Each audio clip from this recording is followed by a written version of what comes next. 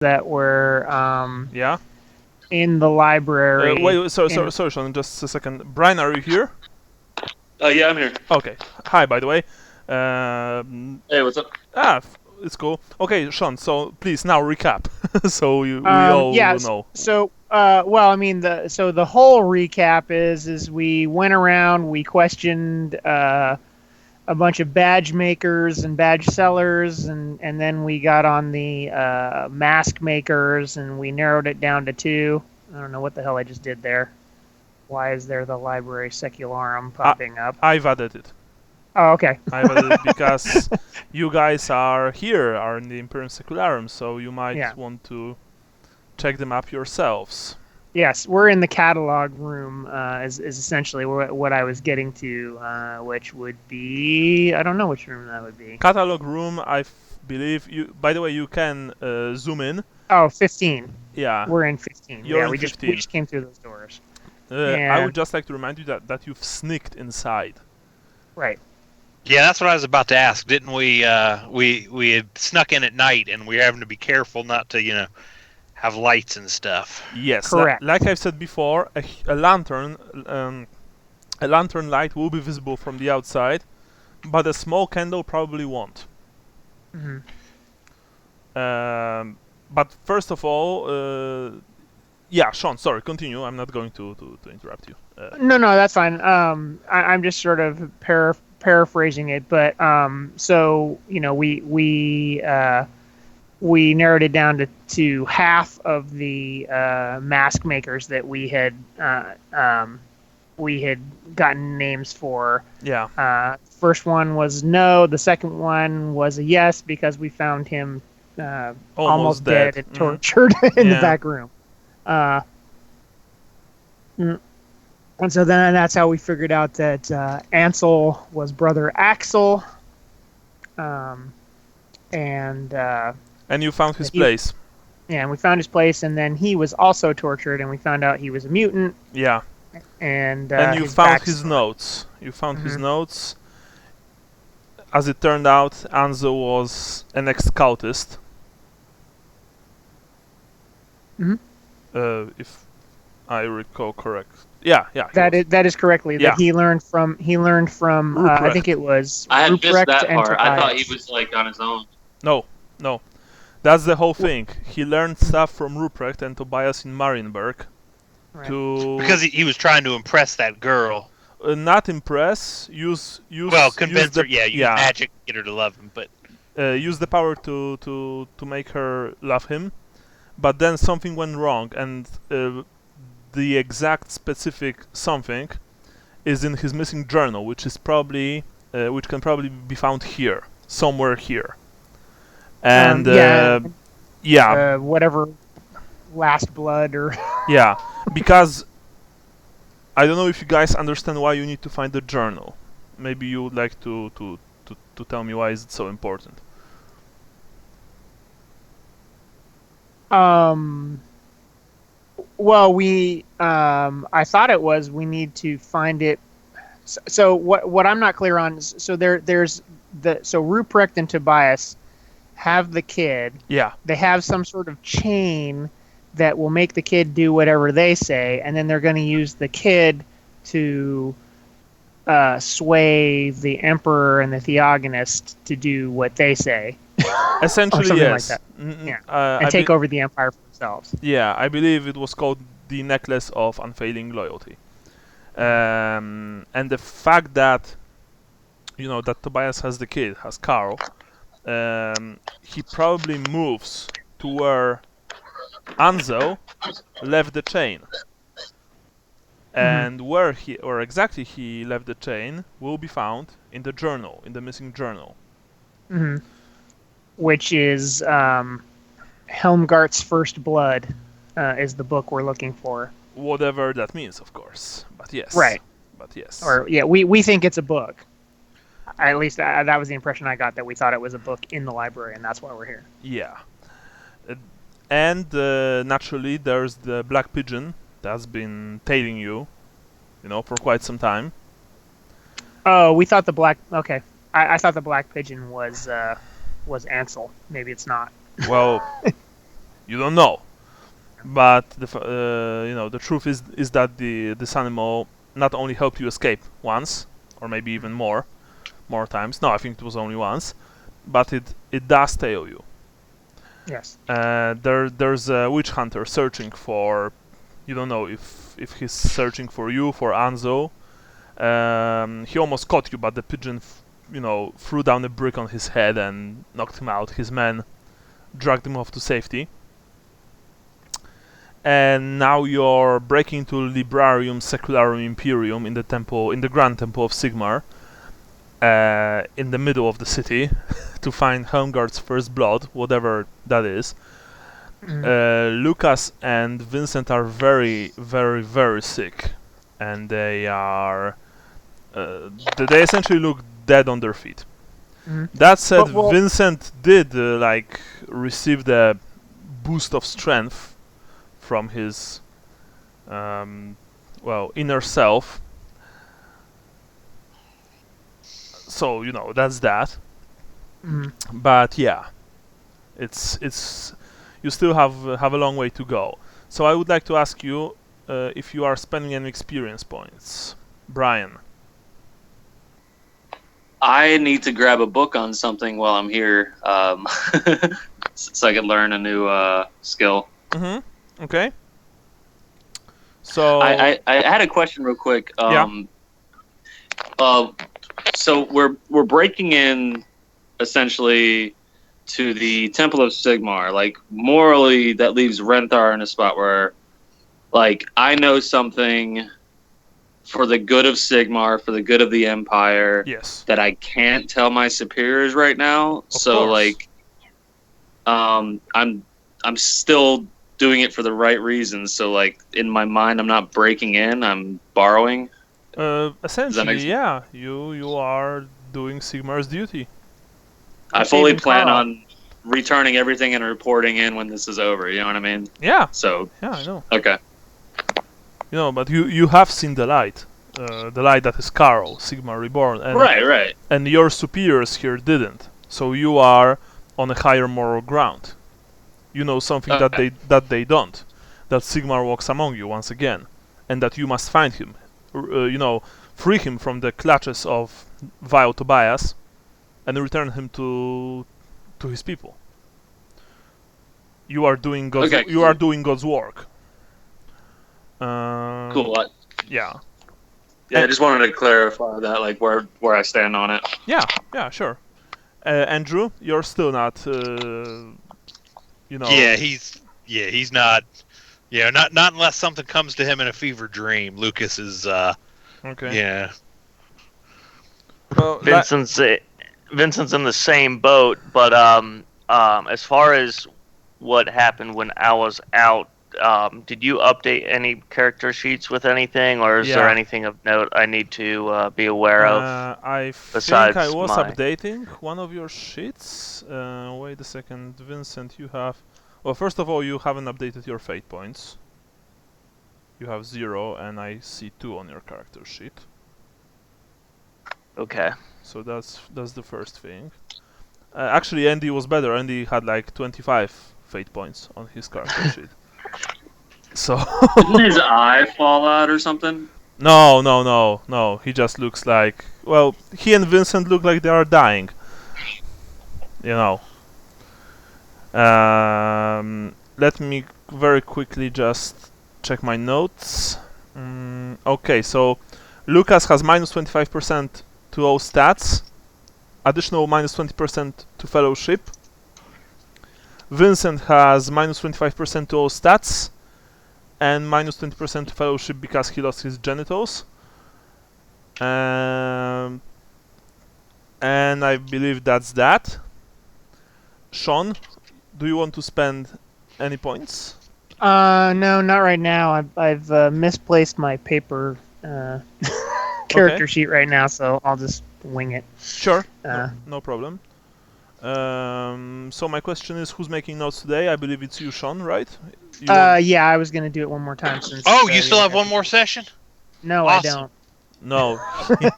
No. He's a good man. He's a good man. Thank you, Sean. Yes, Yeah, Sean. not a problem. Thank you so much. Everybody Yeah. at once. Thank Yeah. you, You, Sean. Sean. He's just thinking, I'm doing this for all the free XP, so I can then kill you all in your sleep. Naturally, Sean will receive XP for that. Of Right, course. that's what I'm saying. Yeah, he's thinking. It's to Yeah. make up for my shitty roleplay. You know, however you get your XP, it works. So, first of all, Happy New Year 2020. May we continue playing this year and maybe next and maybe another. We shall see.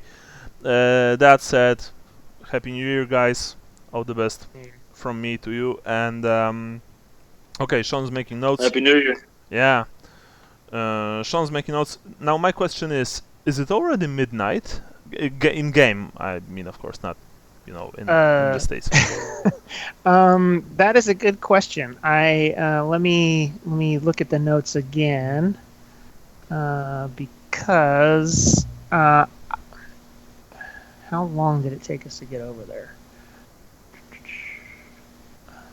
All right. So.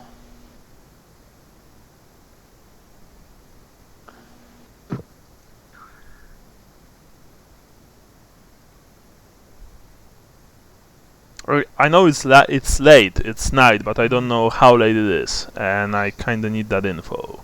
So he okay, can determine if Yeah. we get sicker. Yeah. Okay, well, so part of it. So let me see. So right now I'm at the before the final paragraph, and it's saying that we spent about an hour reading all of his books, and that when we leave, Ansel's apartment, it's dark outside. Mm-hmm. I vaguely remember from last time you saying that we would handle the sickness at the beginning of the next session. So Yeah, so I think it is. I think it is, roughly midnight. Oh, and there was something. Let me see if I see it here, because there was something about how we were there and it was midnight because it was. Excuse me, hold on. I'm trying not to sneeze in here. No worries. I am having there it is, fate points, never mind. I was having trouble finding it. Are we All right. are we Hold on. were any wounds healed? I'm still at just one wound. Yeah. Yeah, you probably might be. When you are in bad guys, shape. when you are heavily wounded, you regain 1 wound each week if you sleep in bed. When you are lightly wounded, you regain 1 wound each day if you sleep in bed. Of course, if you have heal skills, poultices, stuff like that, you can speed this up. But without them, it's unfortunately healing takes a lot of time in Warhammer. So those of you who are still heavily wounded are still heavily wounded. Those of you who are lightly wounded may have regained a single wound during your stay in Leopold's place, Leopold Fabelbrand's place. I thought we stayed in. Well, okay, yeah. I just looked. I didn't make any kind of rolls related to the disease at the end of last session, so. So now, please, Andy and Jason, roll. Okay. Roll what? Toughness minus Toughness. 25% each. Oh, I passed. Nice. Right, so minus 25. This is my base, so I need to subtract, and I failed. So you have. I quickly need to. 30 minus 30. Yes, you have minus 30 to all stats.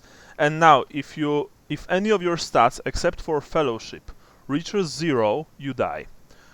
Normally, when you reach 0 with fellowship, you also die. But I've housed through that this is not so because I always thought that this was pretty stupid. So You're such an asshole that you die. Yeah. I understand why the rule is there, because making exceptions is, extra work and all that stuff, and kind of it's kind of counterintuitive. But yeah, I agree with you that you're just so bad at talking to people that you keel over dead. Well, I guess it's not that. It's probably because your face contorts. Maybe you can't breathe anymore, or you are just so hideous that. Yeah, it doesn't make fucking sense. I can defend this rule even if I want. Hey guys, give me a second here. I need a tissue or something. I'm having problems. Okay, so what about I have a minus 20 to ballistic skill because of one. Okay, never mind. That's ballistic based I? To tests, but not Those, probably to yeah, ballistic okay. skill. All right, so I'm okay now. Well, yeah, I'm not far from. Yeah. I'm on the edge, but I'm not dead yet. I'm not quite Yeah. dead yet. Living on the edge. I feel happy. Yeah, because for example, Vincent would already be below his percentage when it comes to fellowship, because you have minus 20% to your fellowship from your lost balls, and also minus 30 due to the sickness. Sorry, I don't know if I've kicked up a bunch of dust or what's going And on. Jason, you weren't here last time, but I told you and Lucas that you guys should just call it quits, but you were like too Pro Karl. That's Yeah. yeah. Yeah. All right. So just so you know, like our characters are like, come on, man, just go to bed. You know what I mean? No, Karl must be found. Yes, and you are now standing in the catalog room. It's middle of the night in the Temple of Sigmar.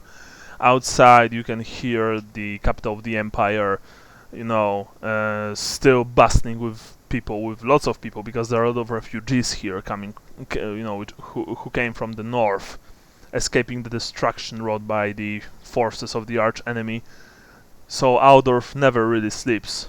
Kinda like Noun, but only really Vincent and Lucas remember that city. You know that if you'll be caught here, it's the gallows for you, by the way. Or a pyre, more likely. That said, Karl requires your help. So, help Karl. Okay, or maybe not. Yeah. If I remember correctly, did we all go in, or Yes. were okay? Yeah, I'm pretty sure we're all inside. You are all inside. It's Yeah, definitely how about quiet here in this place. I mean, Lucas can't read, so he's of very little use anyway. I think Lucas would probably, try to keep watch then. Okay. Wherever that would be the most. I mean, not that he's going to be doing well, but like he's definitely, he can't read anyway, so he's definitely not finding any books. Mm-hmm. Very well. So I know Dieter. Let me see if I have it on my sheet. I know he has somewhere in his thing. Of course, he has candles in his inventory. Oh, here. Okay. Wait. Maybe I will describe the first room to you, so you might know where you are.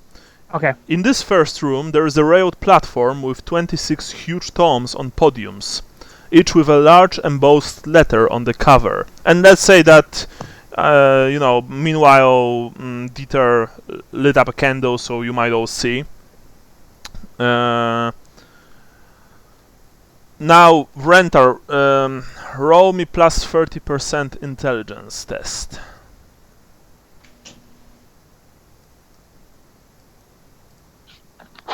Intelligence? Yeah. Come on, Renthar.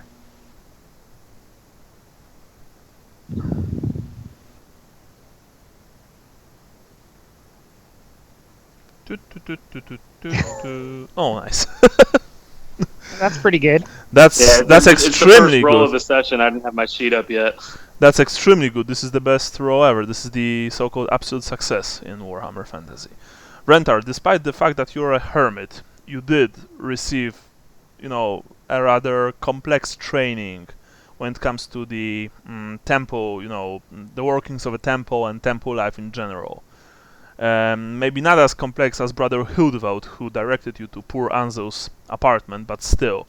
You know that these books are catalogs, and they are listed in the appropriate volume and then in rough alphabetical order.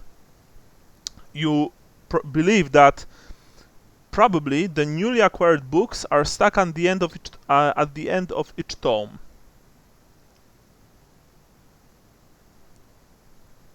So to the end of the tome. Each, do you check the books, the catalogs? Yes. All right. So, who's also checking? Vincent, Dieter. Yeah, Vincent's gonna check, but everything is gonna be kind of in slow motion. So Vincent, you don't feel like you're completely in control of your body. It's like someone is steering you, or rather, Okay. something is steering you. You can't help but have this, but to feel that there's something alien and avian riding your body. It's a very, very unpleasant feel. That said, you do feel a little bit better. Okay. Despite the fact that you failed the test, you know that your god watches over you. In all things. Yay.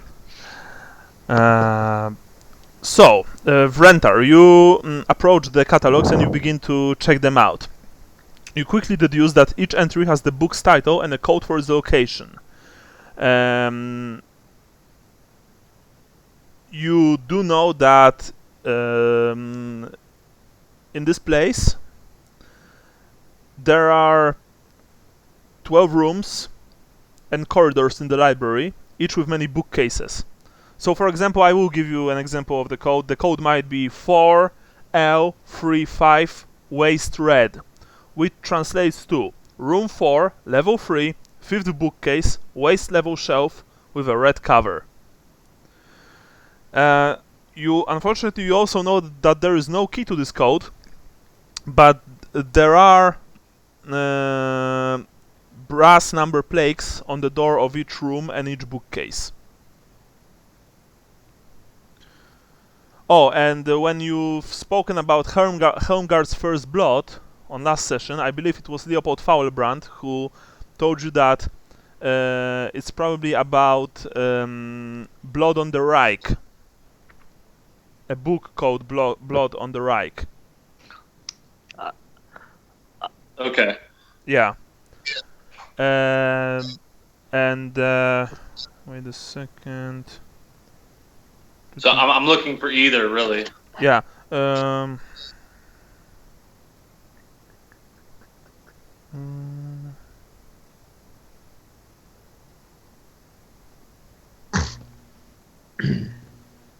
Yeah. So you begin to check, the tomes where of course you start with tome B, and you look up Blood on the Reich. There are 3 copies listed, one under the other, all filed in different places.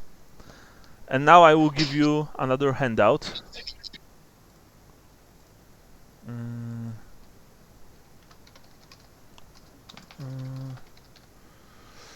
Lucas, you are on the lookout, but nothing is happening.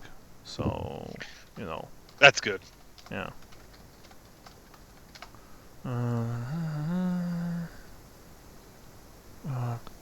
Just need to quickly remind myself. Oh yeah, this is it. And save changes.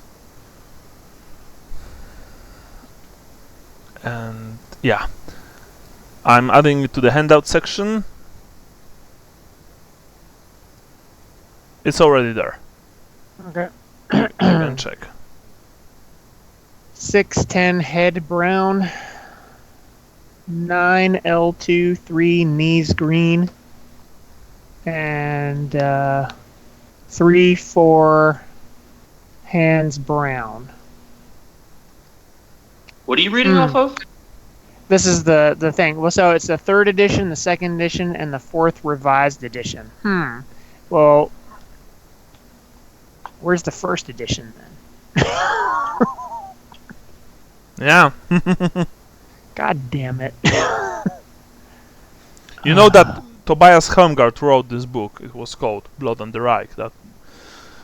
And Helmgard's First Blood, you also deduce that maybe it's about 1st edition. That said,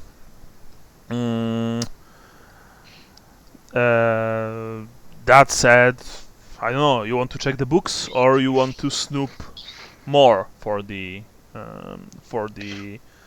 elusive 1st edition of Well, and also Helmgard's remember, First it might Blood. not actually be cataloged. He might have just put it on the shelf with the others. Mm-hmm. Yeah, it's possible. Yeah. Yeah, I mean, one of us should check the books while the other continues searching for First Blood. I think. You're just gonna dump the books out, see if there's any notes, see if there's anything like flip through it, see if there's any notes written in it. So I know I've been out, but has anybody made the Rambo joke yet? Especially with Sally's old teammate. Oh, no, I don't think so.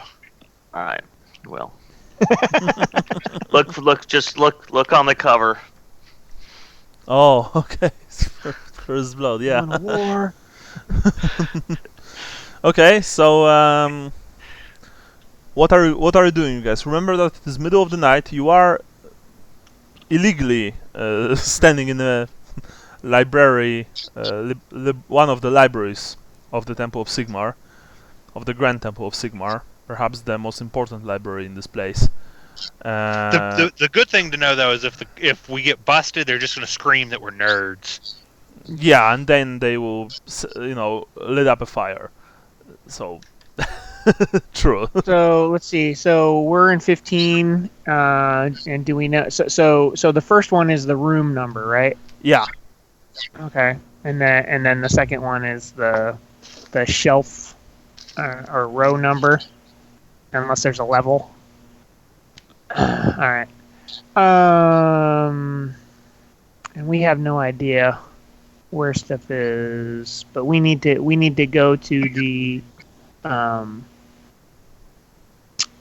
so we need to go to the third room, the sixth room, and the ninth room. Who's I'm going? guessing. Who's going where? Well, I would just suggest that we just start with whatever's closest, which looks like the. Oh, I see. So the third room. Well, I guess the question is, technically, we don't have this map. Do we know where we're going, or is it? Yeah, you know where you're going. Like, Okay. Probably little maps on Yeah. the hallways. Let's say that there was one. Okay. Yeah. You are here. Yes. Okay. Well, it looks like we could. Renthar, do you want to stay in here and keep on looking in the catalog room, or do you? Or I think we should just look these books and come back to the catalog room if we don't find anything. Is there a here. quest marker on the map? No, there's could be. not. But do you guys see? So 3 is sort of to our if we're facing west on the map, 3 is to our right, and 9 and 6 are to our left. Once we pass through whatever 2 is. Room I 2. think if we all spread out, we increase the risk of being caught. Oh, I was thinking the opposite, that it would increase the speed with which we get the books and therefore get us out of there faster and less chance of getting caught. But Perhaps, yeah. I guess half full, yeah. half empty. Although Lucas's plan, should he see anybody, is to act delusional and sick, like he should, like he actually is. But also, that way, if he can even force himself to like vomit all over people and stuff. Okay. Guards, like he's delusional and somehow got trapped in the library. By the way, so That's actually very good thinking. Okay. All right. Well, Leopold, can you read? Yeah, I can. All right. Maybe what we do is Vincent and Lucas, you stay here and keep guard, and then the 3 of us will go to these 3 different rooms and look for these books. Nah, you might need my help, says Vincent. I'll go with you. That is what I said. Dieter looks around. I'm feeling a little bit better. Uh-huh. oh, does his nose look a little beakish? It seems a little pointy to me. I don't know. Coco, motherfuckers. Coco. Well, I have actually turned into a bird, so Yeah. I can't. I didn't say can't. a bird. I just said beakish. Yes. Okay, so who's going where? Like I said before. Like I asked before. Sorry. Dieter's gonna go to. Well, actually, where he really wants to go is to look at the second edition on room 9. Mm-hmm. Level 2, row 3, knees green. Vincent is going to go wherever he decides to go. Mm-hmm. Decide to go. Oh.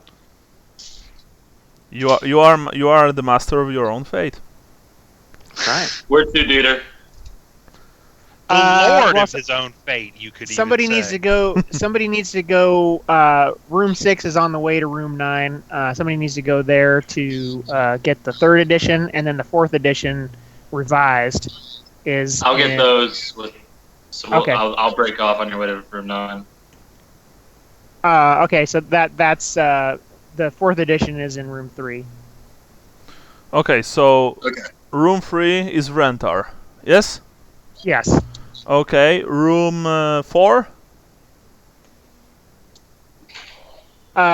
You mean room 6? Sorry, yeah, so room 6, my bad. Excuse me. I don't know who's getting room 6. Leopold. Leo. Yeah, Leopold. Yeah, goes. Leopold. He just nods and, moves towards room 6. And you are going to? I'm going to room 9 for the 2nd edition. Room 9 for a 2nd edition. Vincent says, room 9, good choice. And just nods sagely. It's like, yeah. Anyway. And Vincent goes to? Well, I'm going. Let's see. I want to go where nobody else went. Naturally. Well, we each went to a different one. There's only 3 options. You can go somewhere else in the library. Yeah, that's where I'm going to go. Okay, yeah. You guys quickly move across. Wait, why is Vincent heading over to the heretical tomes? You quickly move across the Librarium Secularum Imperium. I quicken my pace. You see that the library is a maze of interconnected rooms that snakes through several buildings, actually, as you can see on the map. Some rooms are small and some are several stories high, with books on every level. Even the corridors between rooms are lined with books. It is quiet and dusty and thickly carpeted. You are checking, each of you, you check the appropriate room for the book in question. Like I said before, there are thousands of books here, not even hundreds but thousands. Most of these rooms are very high, and the bookshelves are just shooting up right into the ceiling. And so you just move your way with the candles. I presume that Dieter gave each of you a small candle to Yeah, I use, had because 9 in my inventory. Yeah, So. Vincent is like, 9 candles. I approve. Because otherwise you wouldn't be able to see anything here. There's very little light coming from the windows, coming from the outside through the windows. And there are so many tomes here and shelves that you believe that even during the daylight, this place is rather gloomy. It takes you all at least an hour to search, through all of the tomes, maybe even more so than an hour. Eventually you find every single one of Blood on the Reich by Tobias Helmgart. Unfortunately, Ansel's 10th journal isn't hidden in or near any of them. So I presume that you meet once again in the catalog room where Lucas remained. Lucas, you see that your comrades are coming back, empty-handed. Any luck? Even Vincent? Yeah. Okay. Actually, he's got a third hand now for some Yeah. reason. I have a stack of books on. But it's Oh, also don't empty. mind these. It's also empty.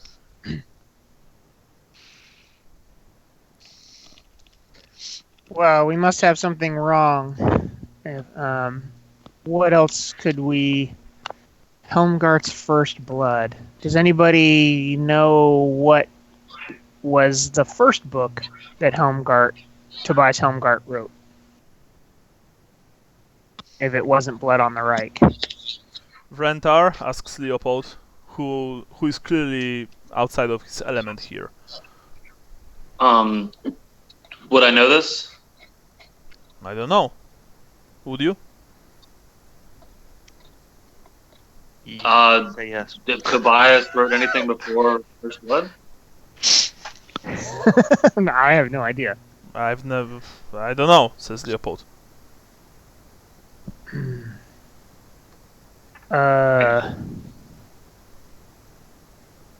So we looked in B for Blood on the Reich, right? Mm-hmm. Is that what we did? What about by author? Yeah. Should we look for Helmgart? Perhaps. You don't See know, that. honestly. Alright, so you go and search by the author. First of all, of course, you return to the catalogs and you check the catalogs again with the help of Rentar, which takes you once again quite some time.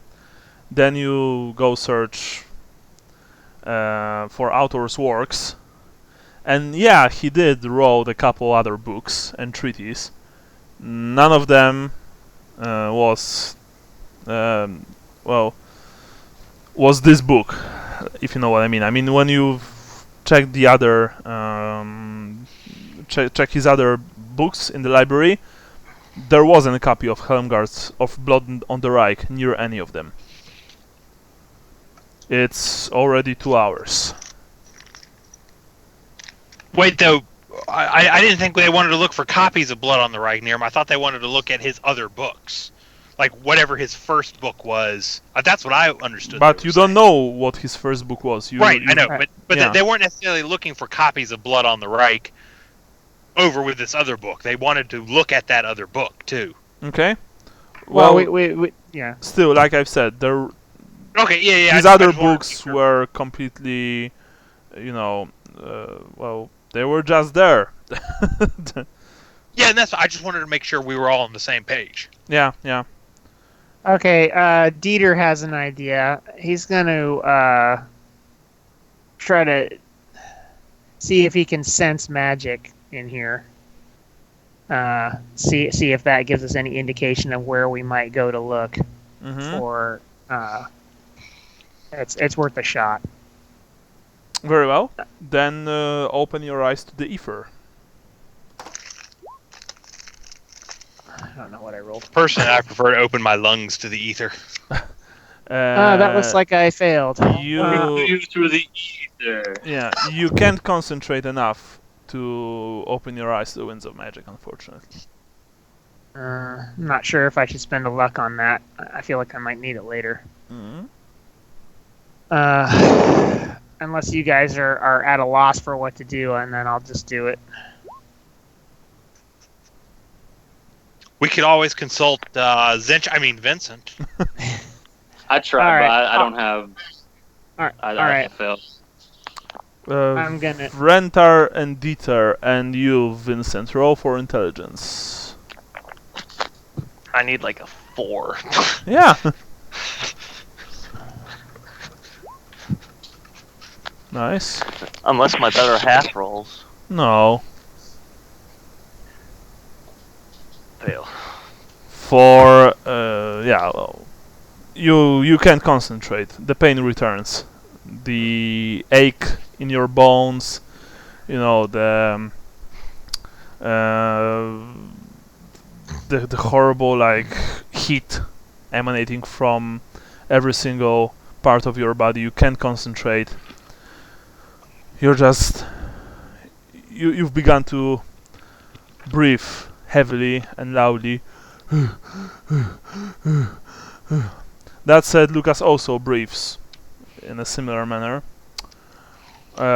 Fortunately, Vrentar and Dieter, you recall one thing that most libraries, at least the bigger ones, they usually have a rare books room where first copies are usually held. Because, you know, they are first copies, they are the original, OG copies. So they're not just for anyone. And you're pretty sure that the Grand Temple of Sigmar will have a rare books room in its library. 13. Yep. Which is also, fortunately, rather near to your position. You make your way. Oh, sorry, I don't know if you make your way. But You guys coming with, or are you staying here? to both of you, this is probably the best lead that you have. Well, of course. Let's do it. Always, Vincent clears his throat and responds clearly. yeah. But better that than nothing, says Leopold. Lucas, you coming or you're staying? Yeah. All right. Yeah. I'm gonna. Oh, What? can you hear me? Yeah. Okay. Now we Yeah, can yeah, hear you. Sorry, I thought I had it on mute, and turns out I didn't have it on mute. Yeah. He's gonna follow, but he's gonna again kind of do the playing watch kind of thing more so than actually looking, because you know, Okay. again, he can't read, so. No worries. All right. You make your way through the library, and eventually you enter the map room, a large room filled with maps, globes, atlases, and large tables. There is a door reading rare books. Vincent just immediately Hmm? walks in. Uh, Well, it's a the door is major closed. door. Oh, well, he tries to open it. Vincent tries to open the door won't budge. Leo. Yeah, sure. Anytime. Leopold, if I recall correctly, he also opened the main door to you, for Correct. you, right? All right. Leopold approaches. He's like, you know, he cracks his neck. It's time to put those magical fingers to use. That's what she said. Oh yeah, she did. Your mom was damn nice. I don't know, with as many kids as she birthed, it's probably like driving a carriage through a. I don't know. Well, I'm too sick to. Like a ferry down the Reich. yeah, Yeah, that's it. let's just say that. Carriage I high through Karl five. plots. I high five Lucas. Yeah. You've high-fived, you know, your sweaty palms. Like, Yeah, slap. it echoes down the library. Yeah, it's like, You can see the viruses flying off. ew. Our hands momentarily stick together because of the moisture. Yes. Ew. Leopold, you see that he's concentrating, and it only takes him like a few seconds of work with his lockpick before you hear that click. Ha! Open sesame, as they used to say in the southern lands, I believe. And the door opens. There is no creaking. The door here are well oiled and very well taken care of. You know, after all, this is a repository of knowledge for the Grand Temple of Sigmar, the main repository of knowledge. There might be other smaller libraries, but this is the main one.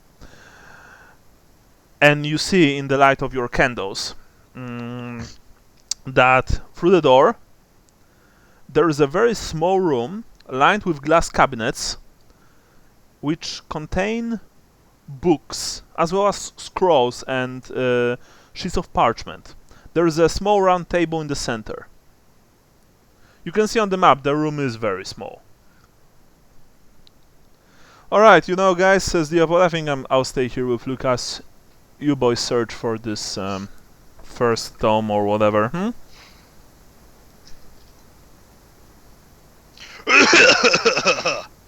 Vrentar, Lucas clears his throat and walks in and Me just and kind of Dieter, it sounds like. walks Yeah. deep into the Dieter goes room. inside. Yeah. Vincent also goes inside. Do you guys hear me? Yeah, Yes. yeah. Oh, okay. You said Lucas though, but we Oh, sorry. Yeah, that's what I meant. Right. I'm not myself. apparently. Leopold speaks to you, Vrentar. Come on, man. Focus. We're still in the game. I follow behind Dieter. Right. You enter the room and you begin to check the titles of the books. Some of you might have been a little bit suspicious about, the contents of this room, that there might be some heretical texts, stuff like that. But fortunately, Vrentar and Dieter, you quickly discovered that this is not the place where Sigmarites store their dangerous tomes, although there is one certainly here, somewhere here in the temple.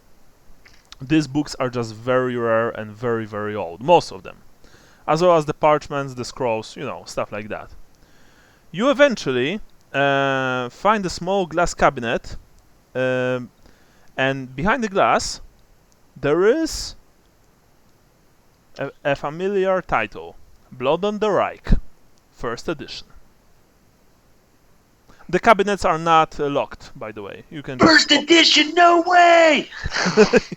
you can open them normally. I hear it's the first appearance of Sigmar. Dude, don't bend the corners!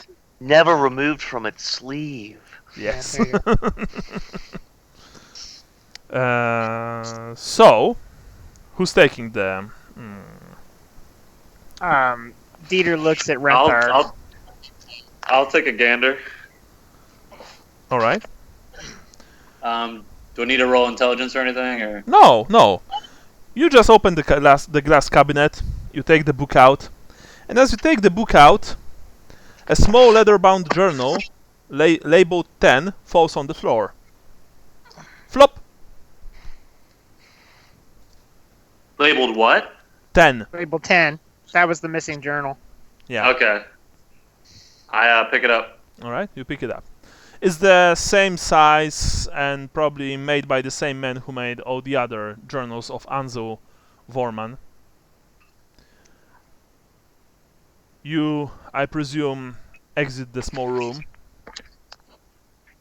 Yeah. All right. So, any luck? Asks Leopold. I hold up the book. Ha! Finally something good happened. All right. Let's read it. I flip it open. Do you have So do you have speak language magic? I don't believe so. I do. Then Rentar, as you read the journal, you see that much of it is written in a strange language that you can decipher.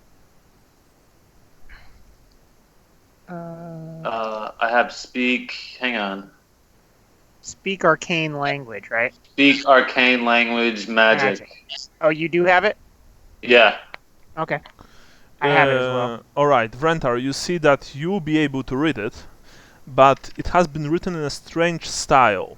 Essentially, the language is very elevated, and it will require some time for you to understand it fully. You guess that... I hold it so that Dieter can look over my shoulder to see if he can make any more sense out of it. Probably about an hour for you to read it. This is how much time it will take. My advice is we get to a safe location and read it. Sitting here for another hour now that we've gotten the book seems like a bad idea. Leopold is like, look, normally I'm game, but honestly, there are so many people watching us and hunting for us that, I mean, where's a safer place than this?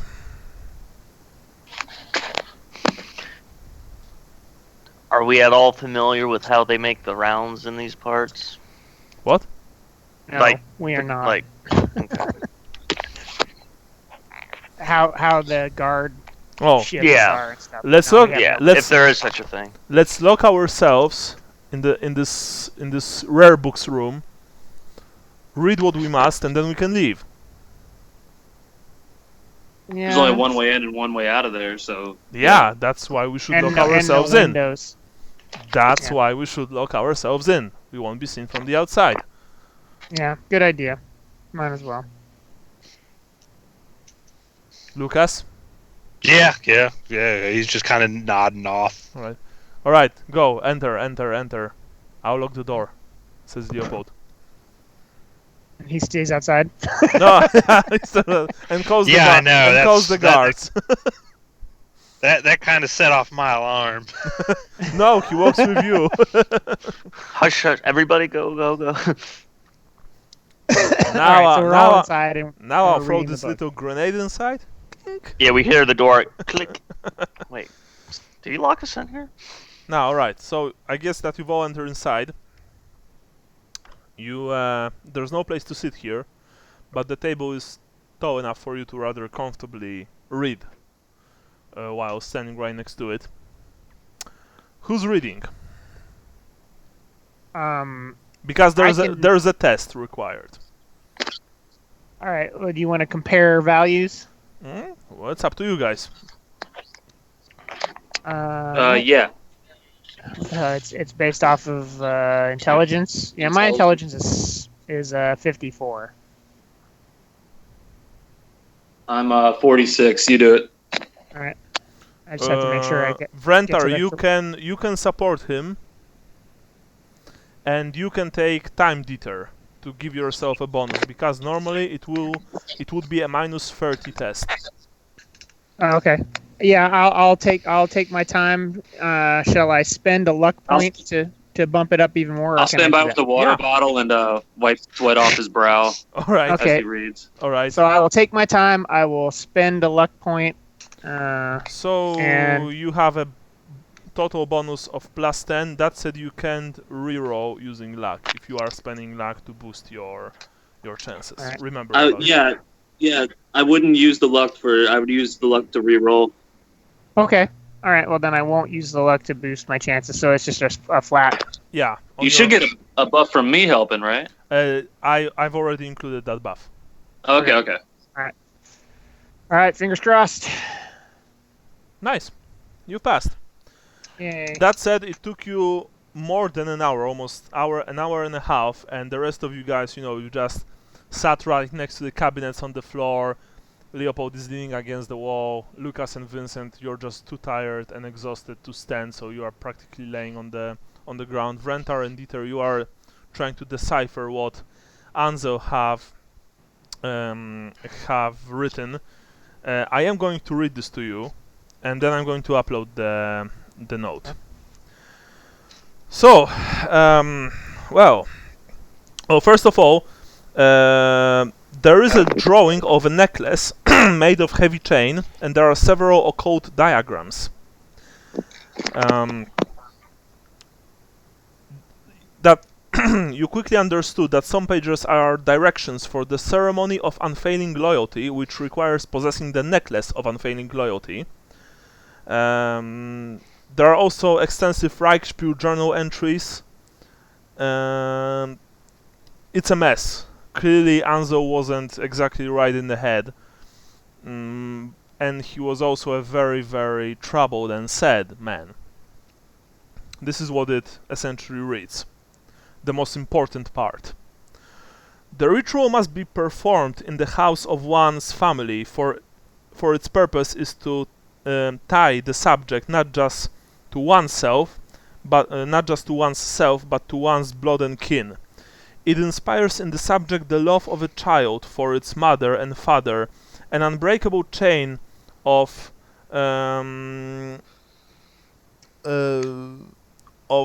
piety. I don't know. Piety. Piety, yeah, but there's something before. Alright, you'll decipher this later. Of Okay. absolute piety, I believe. This act poses some difficulty for me, since I was born in Kek, but raised by my grandparents in Rurov, when my parents died. I believe I will choose my grandparents' house, as it is both my house and my father's and grandfather's. Also, Schonstrasse is only a mile from Ermalin's house. It will certainly be easier to transport her there than it would be to Keck. I don't know if I could keep her subdued for so long. Then another entry. All is lost. I am lost. The ritual failed. Ermalin is dead. May the gods preserve her soul. I killed her. I do not know what went wrong. No, that is a lie. What was wrong was attempting the ritual in first place, attempting to use foul magic to force Ermalin to love me when she clearly despised me. The ritual seemed to do exactly the opposite of what it was meant to. When I placed the chain around Ermalin's neck and made the sacrifices and spoke the words, she grew enraged instead of enraptured. She howled like a banshee and snapped her bonds like they were so many threads, her vines swelling and twisting like snakes under her skin. I fell back frightened, and she leapt at me, swinging the chain which glowed a hellish red. It struck me across the forehead and I fell, searing pain burning my flesh, and horrible whisperings tearing at my mind. I watched from the floor in horror as Ermalin's rage became a frothing frenzy. Her veins grew thicker and thicker, and then, would that I could erase the memory from my mind, she burst. I was bathed in her blood and then knew no more. When again I woke, I fled that foul cellar, leaving the chain where it lay, amongst the crimson ruins of Ermalin's viscera. Now I am lost. I know not what to do except that I am forever done with the seductive lies of the ruinous powers. What life I have left, I will dedicate to Sigmar. I will do my best to win back his good graces. How I know not. Never has a wretch had so long a road to travel back to redemption. Okay, so I presume that you are reading this out loud. Yes. All right. So this is in the basement. I didn't catch the name of the town. But I'm going to write the town. You mean the town where he lived with his grandparents, of course. Right, not Keck. Yeah, not Keck. Starts Keck. with R. Total Keck. Rudhof. Here.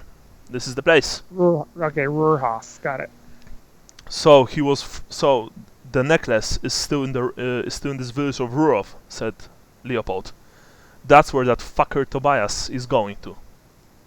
Oh, pardon my language. And he looks at your Rentar. Yeah. Anyway. I kind of furrow a brow, but I don't really mind swearing that much. Yeah. Well, he probably meant that it was, in the Temple of Sigmar. Not that he swore like general. Right, right. Yeah. I didn't think of that. Yeah. So, where's that place? Anyone ever heard of it? Well, we're right next door to the map room, right? Yeah, but we don't know where to look. Alright, boys, says Vincent. We have what we came here for. I suggest that we leave this place now, or else the guards might find us and do us a nasty turn. Is that the word? We can ask for Rudhof outside tomorrow after we get a good night's sleep. After we retire to our roosts. Yeah, that sounds like a good idea. Yeah, let's do that. Of course. We must have hope that tomorrow we'll be able to find this place. Anyway. To find Karl. Naturally. We must find him. For he is the way. Yeah, that actually and jolly good fellow. Begs the question, though, where are they going to perform the ceremony with Karl? Because they're going to take him back to Marienburg? But he was unless they know where he's from. And maybe he's from Aldorf. You guys didn't cut it, says Leopold. Ansel didn't perform the ritual where the girl was from. He performed the ritual where he was from. Oh, okay. So I when you were saying that, I was confused because I thought, yeah, okay. Yeah. So when Is you were that why reading it that, I failed? did catch it, but then he went to the next part, and I was like, oh, maybe I misunderstood it. So, in that case, we need to discover where Tobias, or rather where this Ruprecht is from. But Why? I thought if he wanted to perform it on the Emperor, then wouldn't it need to be the Emperor's palace? he didn't want to perform it on the Emperor.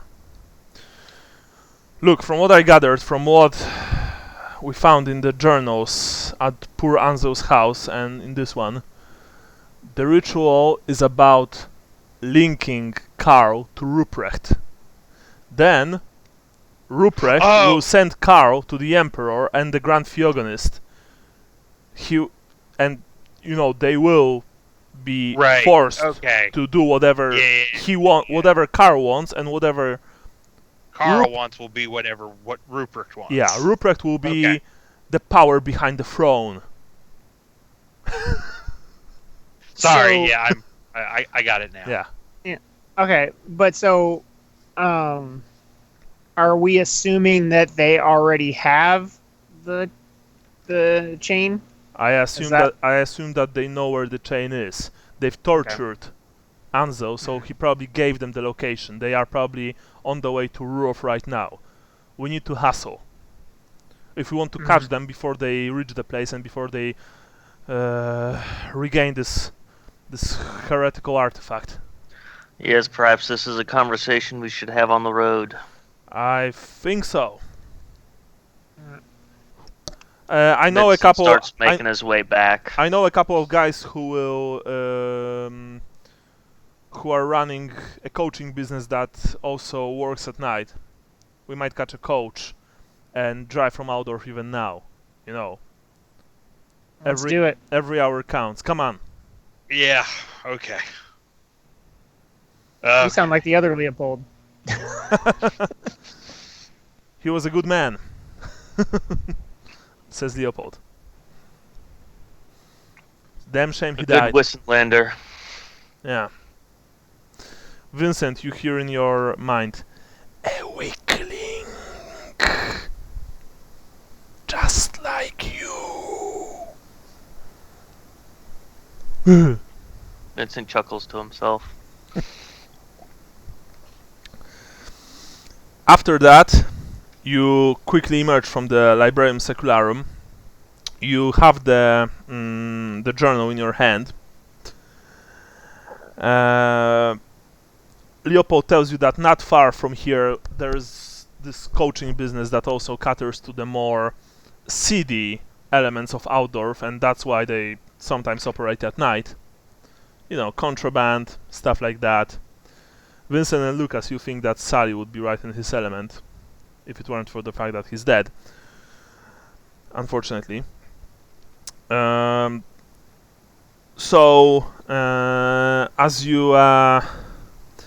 you move outside onto the cold night, you know, right onto the cold night of Outdorf, suddenly something happens. A flock of pigeons descends upon you. You have an impression that they are led by a black pigeon. They get in your faces, and they just, you know, they peck at you. They slap you with their wings. There are not like 2 or 3 of them. There are more than a dozen pigeons, and they are just in your face, aggressive. You are, of course, you know, trying to shoo them away, to protect your eyes and face, you know. They are not extremely malicious, but in just a second or two, all of you have your faces pecked. Lucas, we're outside now? Yeah, you are outside, and... Yeah, Lucas screams, "What the F do you want?" Just screams. He's beyond. Suddenly, He's Dieter, the journal has been grabbed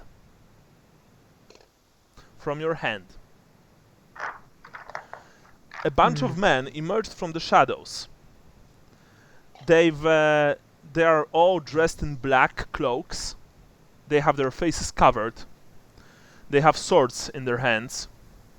One of them grabbed the journal, and then they just run towards the wall, separating the courtyard of the Temple of Sigmar from the streets outside. What are you guys doing? Lucas is, even though he's Oh, the in his shape, pigeons- he's gonna chase after. The pigeons are, by the way, dispersing. Yeah, Lucas is gonna chase after him. You run after the men. Yeah, he's because that's they're gonna stop him from helping Karl. Yeah. All right. Vrentar. This is happening fast. I'm following. All right. Vincent. Yep. Dieter? Following suit. Yeah, I'm definitely gonna try to catch these guys. This is one problem I'm having with my sheet here, is that I don't have my magical spells handy. I have realms of sorcery nearby if you need it.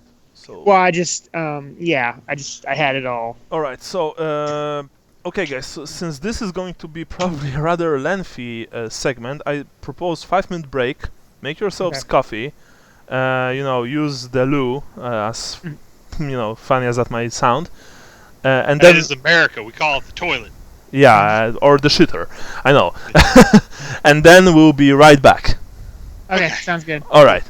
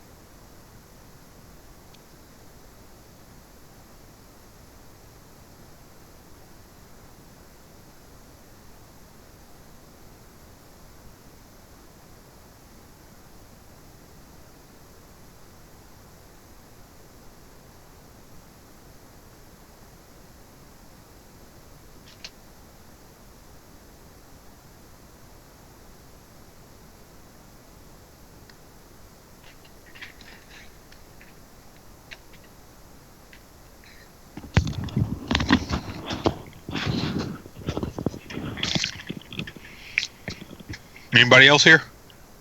I am. Well, then now you have to hit me crunch on pretzels. I can do the same.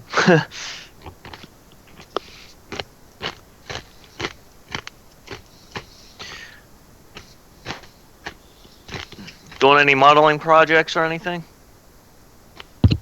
Yep, too many of them. That's the problem I got. Yeah. I got to get a couple of things finished for an event in January. And then we're moving in the summer. Mm-hmm. But I got so much crap, I got to start getting it all packed up. Oh, so it's like doing two things at once. Yeah, well, I'm trying to get everything. I'm trying to get everything that has to be done before by the end of the month, and then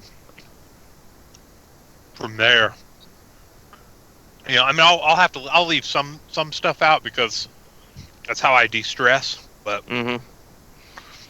a lot of stuff will end up getting packed up. But yeah, right now I literally just finished the Rebel half of the Star Wars Legion box, thanks to contrast paints.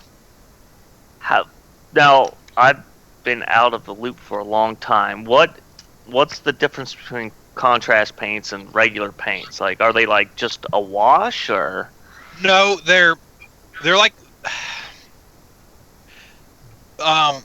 so viscosity wise, they're thicker than a wash.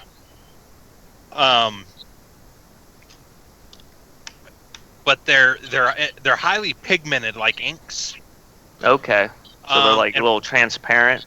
Yeah, almost? and what they do is that they've got some chemical in them that causes them to go into the recesses better. Mm-hmm. They're still water-based though, right? So yeah, Okay. I mean, like the closest thing to them, I think, would be like enamel washes, Okay. but they're not enamels. I mean, you're not going to win any painting contests. It's like an enamel that's thin somehow at the same time. Well, it's like really an enamel weird. wash, yeah. But you're not going to win any painting contests with them. But like I said, I mean, I just painted the entire Rebel half of. I built them on what day is Friday. I primed them Saturday. No, sorry. I built them Thursday, primed them Friday, painted them mostly yesterday, and a little bit more today while we've been playing. And it's the whole set is done now. Well, the whole Rebel set is done now. So, and then now I'm working on. I've now switched over to an epic Warlord Titan. So, to complete that mana pull because I need that for something too by the end of the month. I actually think if you're using contrast paints just to take it up to the mid-tones and you finish with highlights and edges like normal, you know what I mean? It's pretty useful. It pulls up nice. Yeah, and it is, and in fact, even with the Rebel stuff that I just did, not all of it was even highlighted. A lot of it didn't even need it. So it's definitely nice, and there's a lot of things you can do with it. Like you can mix it with regular paints, but you can also mix them with each other, and you can get some really kind of cool techniques. And like for this Warlord I'm using them on, I'm going for a very John Blanchian look. So it works really well because I'm basically smearing them on and then damping them off with with a paper towel, and getting this very kind of washed out look. Is that what he does? No, that's not what he does. But he uses mostly inks. Like he uses Winsor Newton inks, which they gave him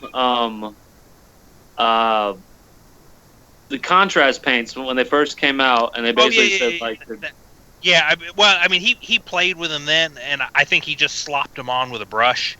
But I think he also had access to unlimited thinner that I don't have access to. I got to buy my thinner. So I think he was thinning them more.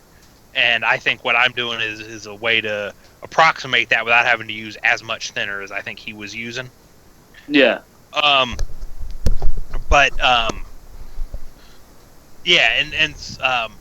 for like his normal painting, he uses Winsor Newton inks, which aren't water, or sorry, they reactivate when they get wet, so you can't even like seal, because they'll reactivate. But that causes layering to give you some wild effects with. I kind of want to try that. Like, if you prime it black, do a pre-shade of white or something, and then just go in with a shit ton of inks and everything. Yeah, and like I said, that's a lot of what he does. I wouldn't use black though. I would use a dark or an umber maybe. Yeah. That's what I've found works best, because even with the contrast paints, I tend to use a lot. The ink's going to darken it anyway, and it's going to drip towards the bottom like the pre-shade. And black doesn't look right, because nothing is really black. It's just all dark. And so the black tends to look too sharp. I mean, obviously there's exceptions, right? Like if you're doing something like, a Space Marine, you could probably get away with black, right, or something. But for most things, if you want them to look organic, black is going to look. I use burnt umber as most of my primer for terrain. Yeah, I use a lot of the Badger Style and Res African Skin Tone, which is a dark. It's a dark brown, but it's got some red tones in it. Yeah. That I really like a lot, and then I will take a bone primer zenithally over it, and then the contrast paints go on top of that, and I get some really good results with that. So the contrast paints are pretty cool. If you want to give them a shot, definitely pick up the thinner as well. You have to use quite a bit of that, because a lot of the colors don't quite work the way they promise. They're too thick. Like, I would never use the black unthinned. Yeah, that's the problem I got into. Is I started using them and I thinned them what I thought was somewhat, and it still was it didn't contrast. It was just like, hey, here's red. The white contrast paint, the Apothecary white is amazing. Now some of them you don't have to thin at all too. Like, that's the other thing. Like, a lot of the light browns and the flesh tones don't have to be thinned at all. A couple of the greens, but not all of the greens. Some of the lighter, basically the lighter the color or the browner the color, the less thinning you have to do. Yeah. I also was pissed. I watched that Vince Venturella hobby cheating. Yeah, I was that's a good video. It's a great video, but he's just like, yeah, I'm just painting this, and he's using a freaking Hobby Lobby cheap ass brush, size 6 or something. And I was like, Jesus Christ! I'm spending money on these brushes, and it's like I can't even do that with. I'm here. Sorry, I'm here finally. All right.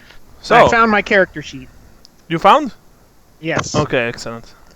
It was under all of my my auto insurance paperwork. Is everyone here? That's my question. Yeah. I believe so. Okay.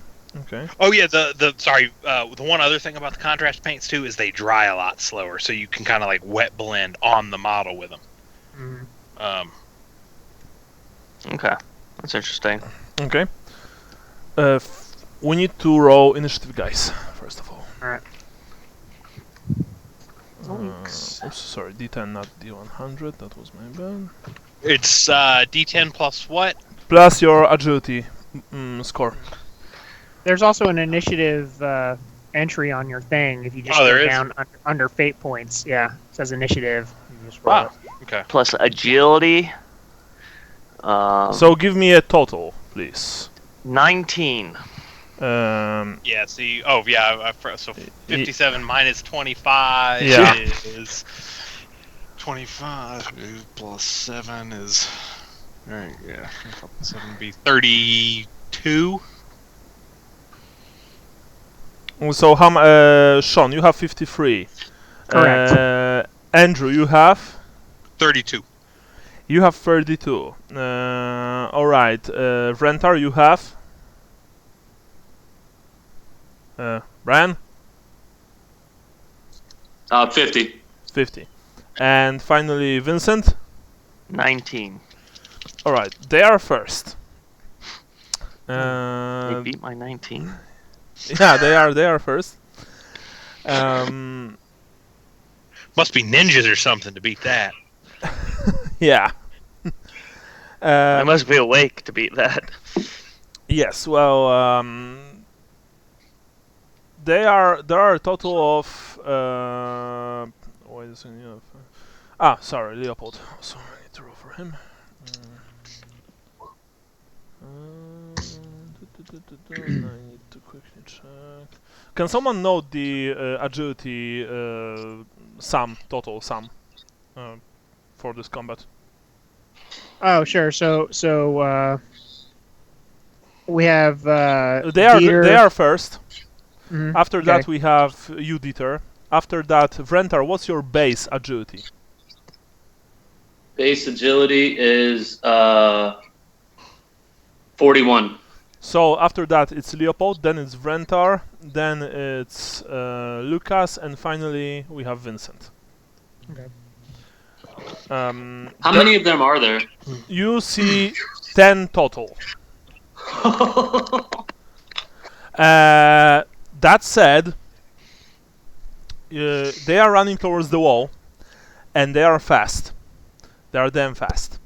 The one who grabbed your book, Dieter, he approached the wall and he just threw the book over the wall, and then 5 of them turn around towards you with their swords drawn, while the other 5 run towards the small iron gate leading outside onto the streets.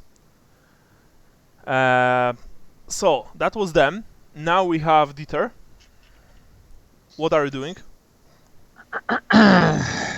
You guys are right behind them.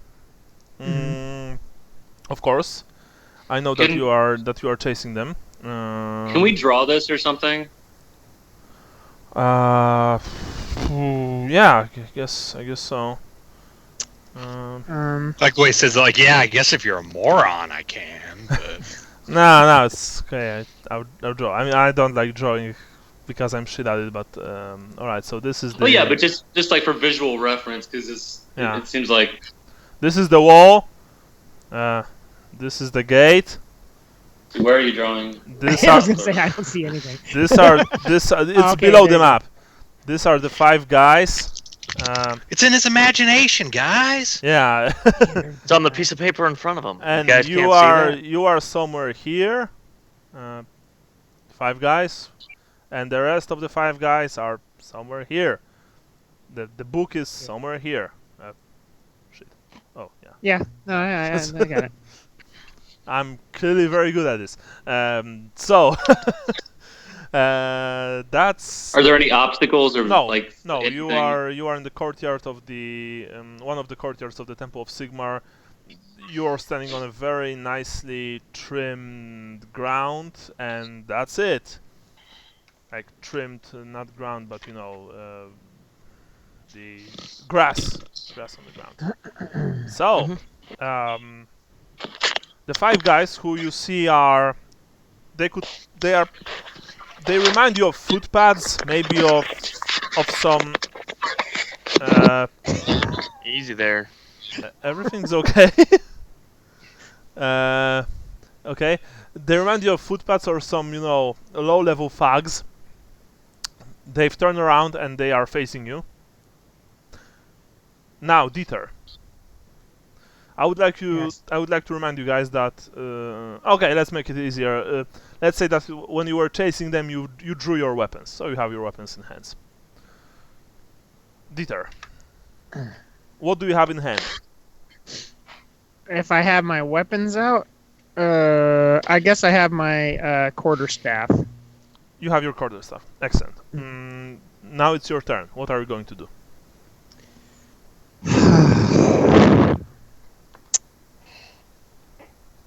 feel like if we get into it with these guys, we're gonna lose the other ones with the book. Again, it's not like somebody can turn into a bird or anything. Right. But I well, also feel like they're not going to stand aside, but we should give them the opportunity to. Well, I'm feeling, although it failed last time I tried to do it, as far as keeping up with the guys, I feel like I Ooh. should turn into a bird and spy on it and follow it. Yeah, do it, and then we won't even have to fight them. We could just leave. Well, yeah, okay. All right, I'm gonna use two. I'm gonna use 2 dice. Guys, to, try not to communicate with each other during combat. True.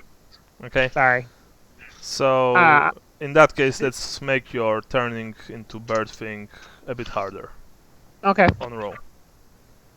All right. Well, I was gonna use 2 dice, so that's what I'm doing. Okay. Zlinks. Roll. An 8, and normally that is a 7. Turning into bird is 7. Mm-hmm. Yeah, it is. All right, you turn into a bird. You turn into a bird. Do I need do I need to roll anything else, or is it just the 2 dice? No, it's Okay. it was a double You just action, do it. so that's it. Okay. You've transformed into a raven. Mhm. After that, we have Leopold. Yes. Leopold is running towards the iron grate. Like when he saw that you turned to a raven, he was like, "What the fuck?" You know. Later, fools. He's not. I mean, he's. You know that he's not going to charge these guys. There are 5 of them, and they have swords. So he's like making his way towards the gate, where the other 5 are running, and hopes to probably just leg it through there. Vrentar, now it's you. I want to cast Armor of Righteousness while I have the chance. I need to channel though, right? Yeah, just let me. Oh, it's not this. Sorry, just need to open my. Oh yeah, here it is. Wrath of the Gods. Yeah, you need to channel if you want to cast successfully. You failed the channeling. I'll use a luck. Alright, use your luck, first luck of this day. You've channeled successfully the power, and now you can attempt to cast the spell. Armor of Righteousness is casting 6, full action, lasts 6 rounds, range personal, +1 armor, all locations. Yeah. So, I have 2 magic.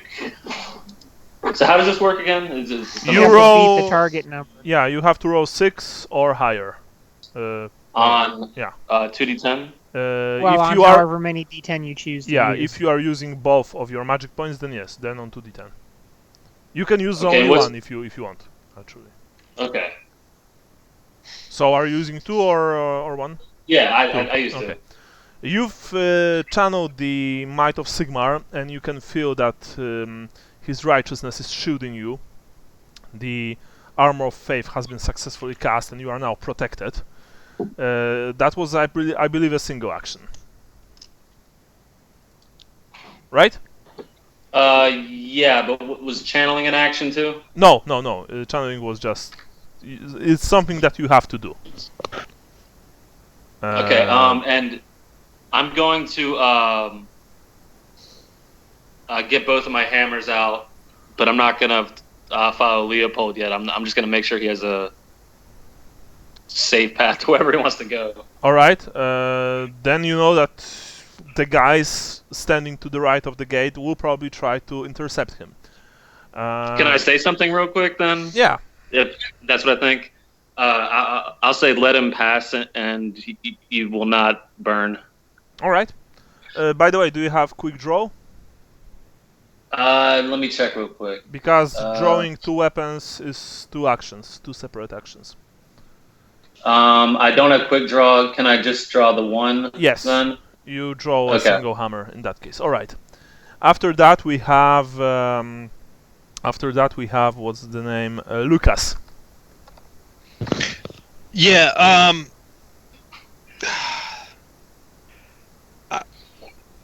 He wants to. I think he wants to yell something while he. Bibbidi bobbidi boo.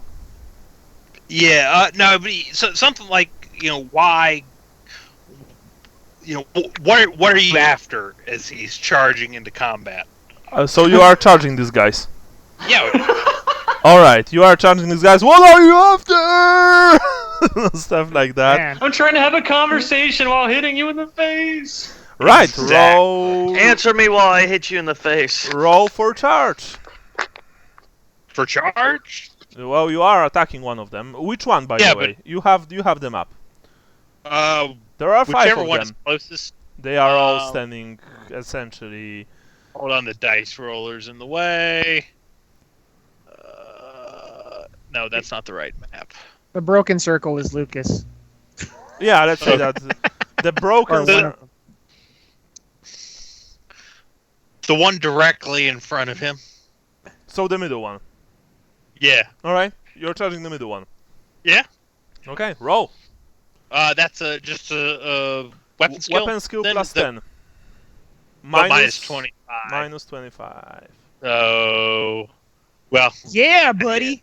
You've still managed to hit. Just let me quickly check one thing. Nice. Okay. The man will try and parry with his dagger. He failed. Roll for damage. Remember that your strength is affected. Right, so the strength bonus is going to drop to a 3, not a 4. I think much higher. If you are losing 25%... Oh, no, 25, Yeah. sorry. It ended up being 15 for the weapon skill. So it's 48 minus 25 is... 23, so you have 2 strength. 3. Your lame attack essentially just nicked the man's cloak. This man... you only attack once, by the way, remember. I know, Yeah. that was an accident. But it was funny. This, Again, I rolled a 1. yeah, these men and women, because some of them clearly have breasts, the strange thing is that they are not saying anything. They're silent. Essentially, they are silent. After that, we have Vincent. Am I still equipped as I was when I was last here, or did something happen? Yeah, All right. you still have your... What kind of weapon do you have in your hand? Probably just a hand weapon. Oh, yeah, sorry, Vrentar, by the way, you have your 2 hammers. Like I've said before, you did draw your weapons when you were chasing these guys. So you have your 2 hammers. Okay. Yeah, my bad. So, Vincent, you have the sword.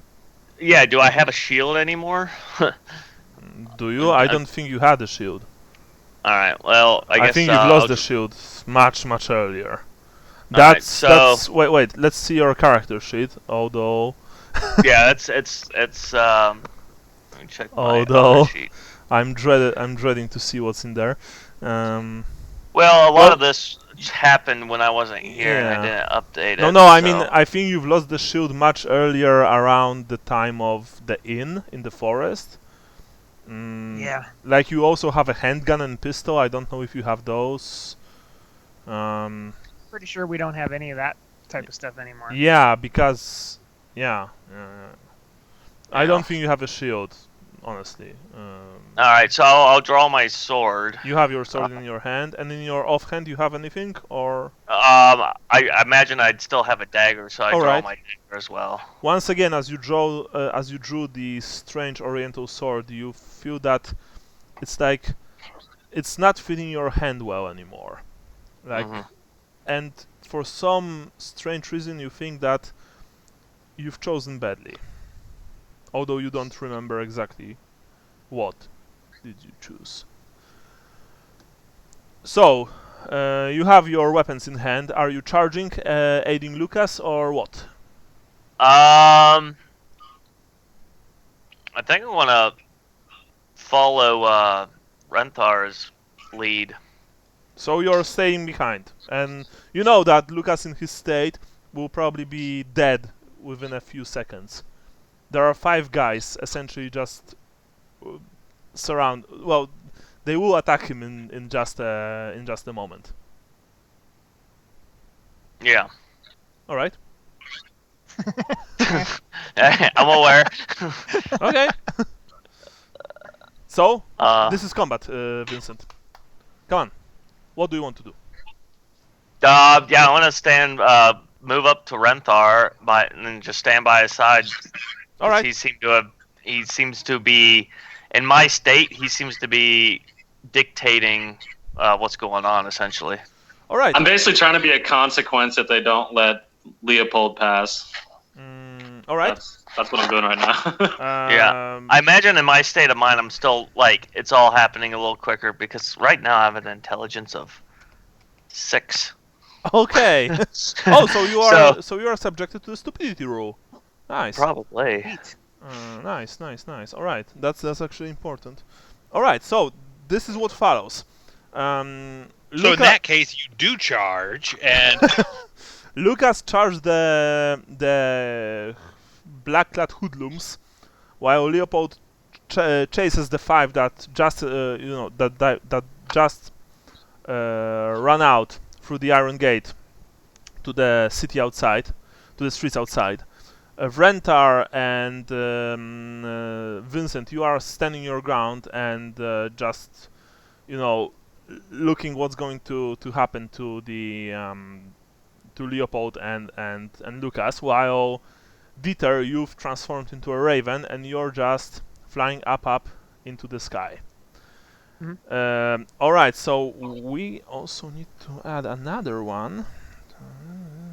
How much agility do you have as a raven, Dieter? That's an important question. That's a good question. Because you are attacked by a bunch of pigeons. Yeah, I did think I think about I that. say he flies into a window. And one of them will hurl a spell at you. One has a sword. Yeah. One has like a set of cannons on its side, it's like an AC-130. They all have really small pilot helmets on. hey, at least it's an actual sword and not, a pigeon sword. Sorry, I'm looking at They're all flying in formation, then they all like roll to the right at the same time and dive in. They have sirens. Yeah.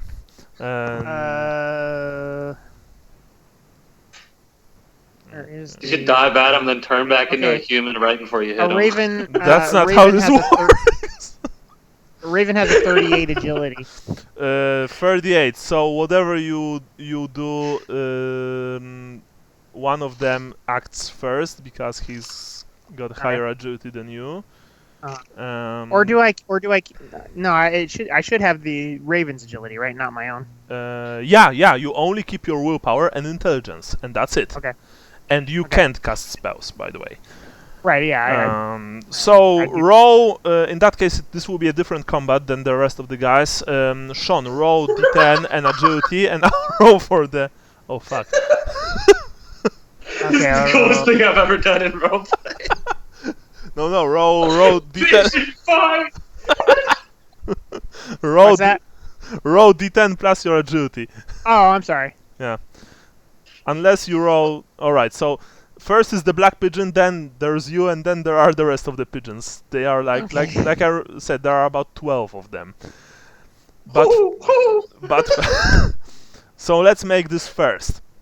Dieter, you rise up into the sky, and suddenly you see the Squadron of Doom bearing down on you, led by a black pigeon with beady red eyes. The pigeons of Aldorf are here to kick your ass. They take no shit from you. This is the same black pigeon that's been following us? Yeah, that's exactly the same black pigeon. And to your horrified surprise, the leading pigeon opens its beak and says something. As strange as that sounds. It says something, and now I'm going to just need to roll 3d10.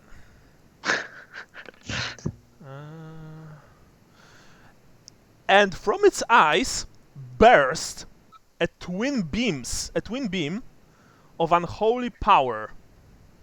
You know that these are the bolts of Dar, the black magic, and they are coming right towards you. You try to evade, but to no avail. Your aviation skills are not good enough. You are hit in the hind leg by the It's going down. by the beam. You see a little smoke trail. Yeah. Just a puff of feathers in there. Let's see. This is. Wait, I just need to see. All right. Okay. Yeah. A 6 total. 6 damage. Total. Yeah. That said, you don't have any armor, and you are a raven, which means that you are. Where's the rule book? My that you are toughness toughness is... 1. Yeah, Jesus Christ. So I take 5. So 5 pass, you are on 1. The pigeon unleashed the power, and the searing beams of Dar scorched your feathery form. I can't take this fucking game seriously. Sorry. Does everybody see this? This crazy No, bird. you are. That's the tragic irony. You don't see the greatest battle the outdoor has ever seen. You are all in combat with the hoodlums, and above you, Dieter, the Amber Magister, is fighting for his life with a demonic pigeon of doom. Is someone cooking chicken? Yeah, that's a cooked chicken falls from the sky. Like in a Tom and Jerry cartoon. I'm like half joking here. Like if I'm about to get in a fight with somebody and you're having to stare down, and then all of a sudden a bunch of birds start fighting and one shoots lasers out of its mouth. We're not gonna fight anymore. We're looking at the birds like, holy shit. Yeah. Dieter, now it's you. You've been scorched horribly by this thing's power, and without even rolling, you know what this thing is. This thing is a familiar that is linked to its master, and its master is actually casting magic through it towards you. And you also know that this spell was very powerful. Whatever is controlling, or whoever is controlling this thing, is a mighty magician indeed. Mm-hmm. So what are you doing?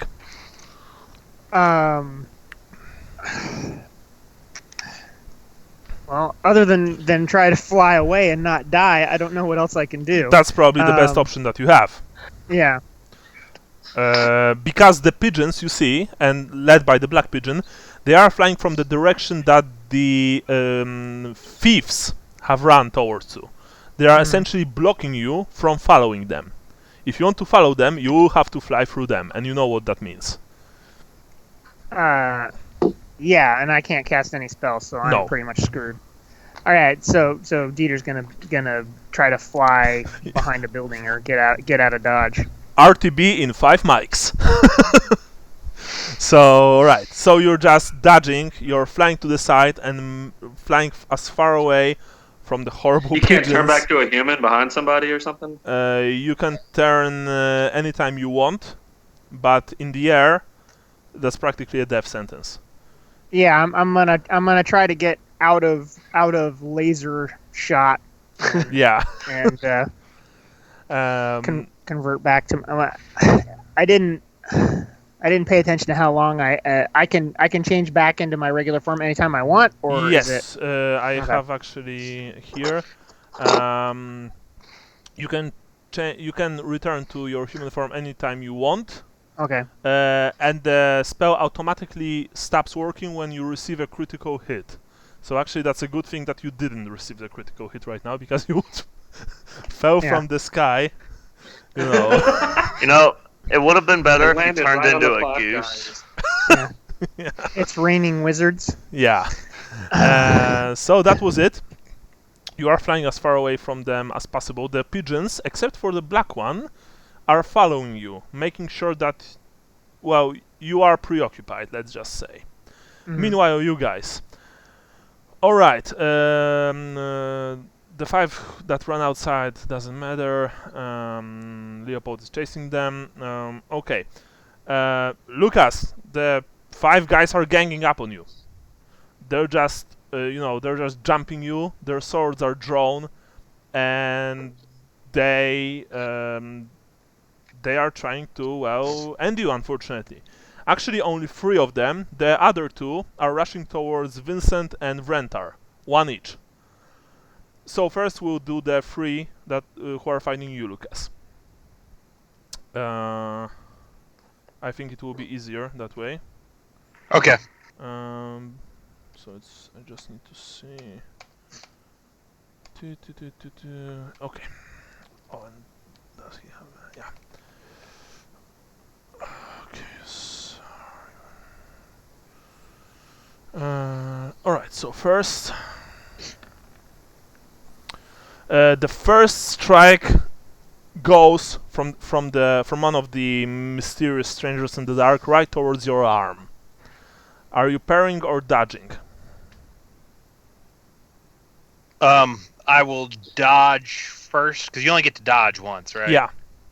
And all my stats suck roughly equally. So where is dodge? Dodge blow. That uses. Hold on. Uses agility, right? And well, actually, what does parry use? Parry, you use your weapon skill. Weapon skill. But do you have a parrying weapon in your offhand? He's been. You know what? I didn't call it, so I'll just go with the dodge. Let's say that you have. You can have. Oh well, I failed the dodge roll. All right. Because of the negative 25. Does anyone want to give him luck? No, don't. Okay. Let me go! Yeah, Dieter will give. Just let me go! Yeah, he's lost cosmo. Okay, so in that case, the first blow. You've tried to dodge, but you are moving ever so slowly. I mean, so slowly. The blade plunges into your arm for a total of 28. Sorry for that.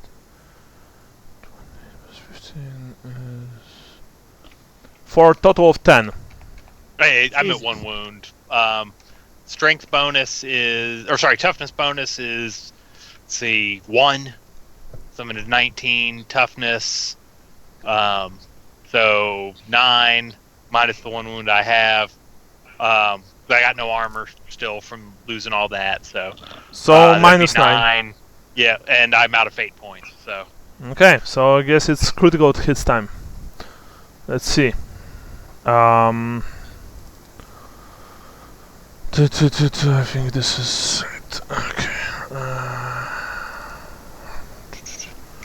That was minus 9 to your arm. yes. And I think I just opened the wrong PDF. Sorry for that. Cutting damage. This is it. Okay. Can someone please check if 31 is right or left?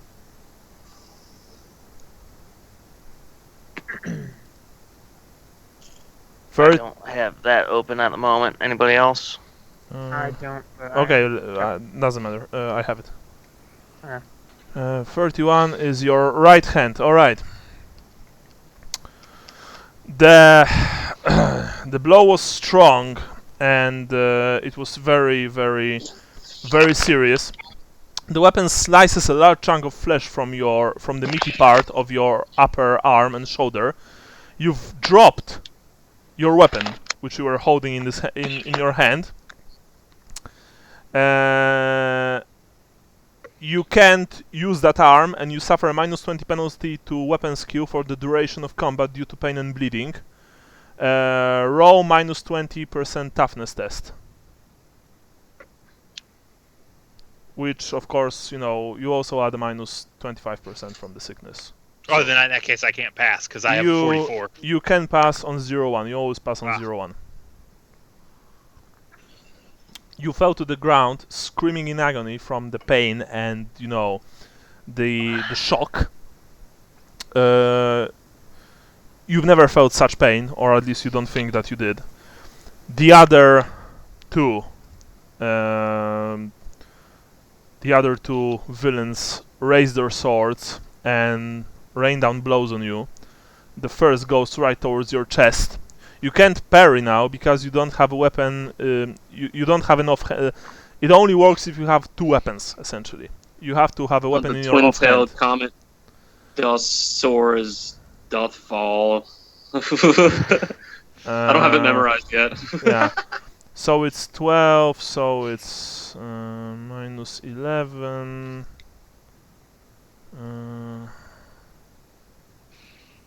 Actually, okay, sorry.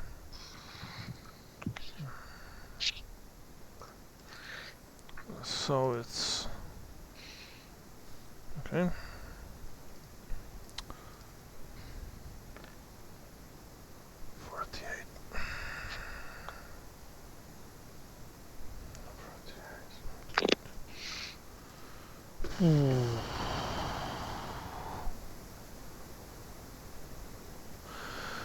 The second blow was the last blow. The man in black, which you didn't really know if it was a woman or man, plunged down his sword into your chest, staving your ribs, puncturing a lung before splitting the heart and aorta, showering you in a spray of blood. You spit out blood and you die. In a second, there was practically no pain. But Lucas Collar is no more. The third one stopped his blow when he saw what his comrade did and then just turned his head towards you, Vrentar, and you, Vincent.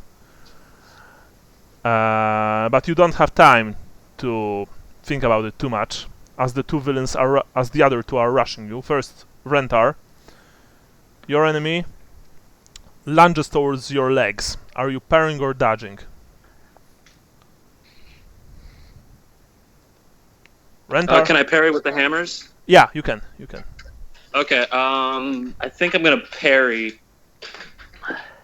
Okay. Roll for parrying. They don't have parry quality, I believe, but you are parrying on your full weapon skill. Okay. That's a botch.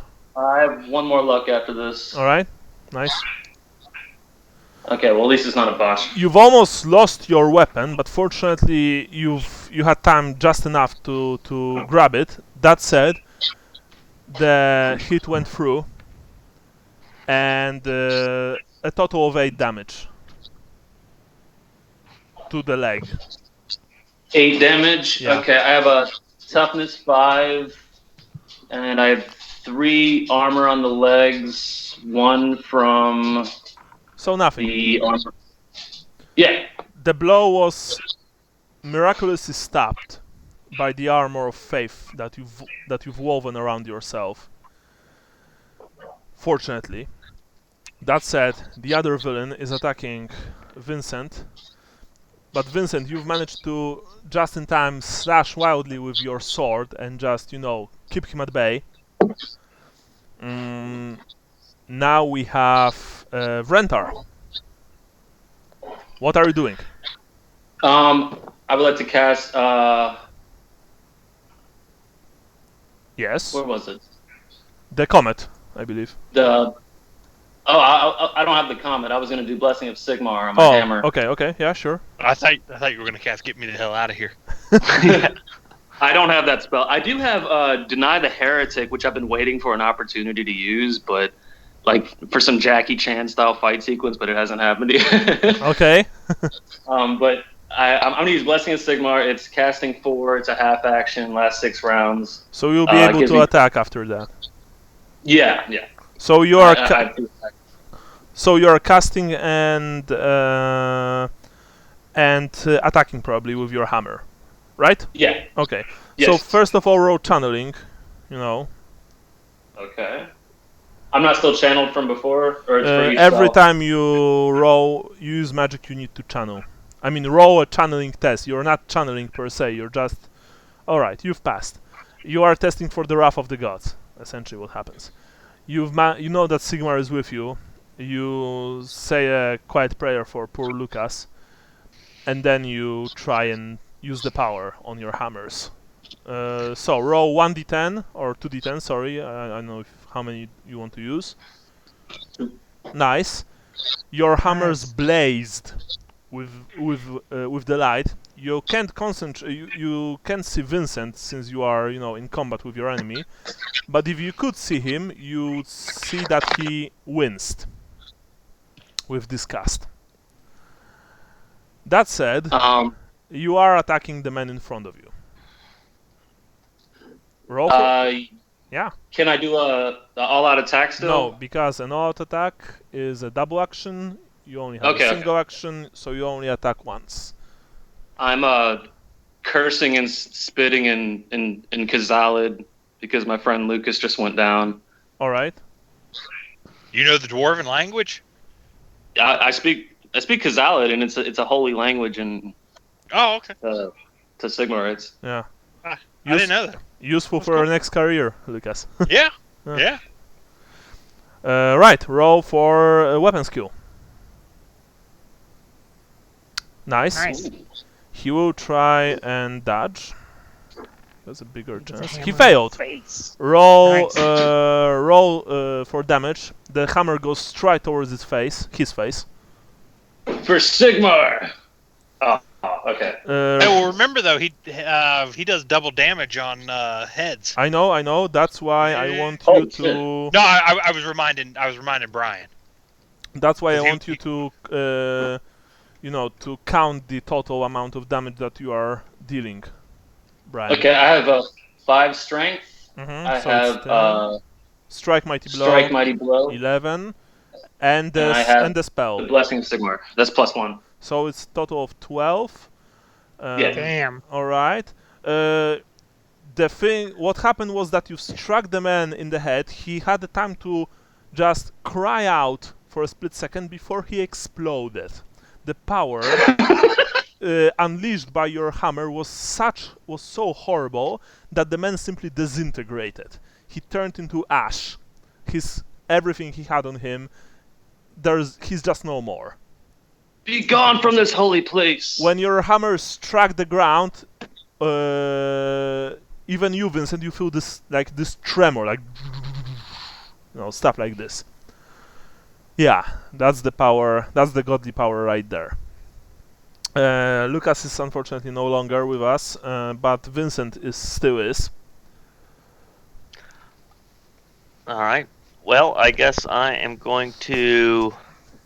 Let's see. I'm minus 25. I still have.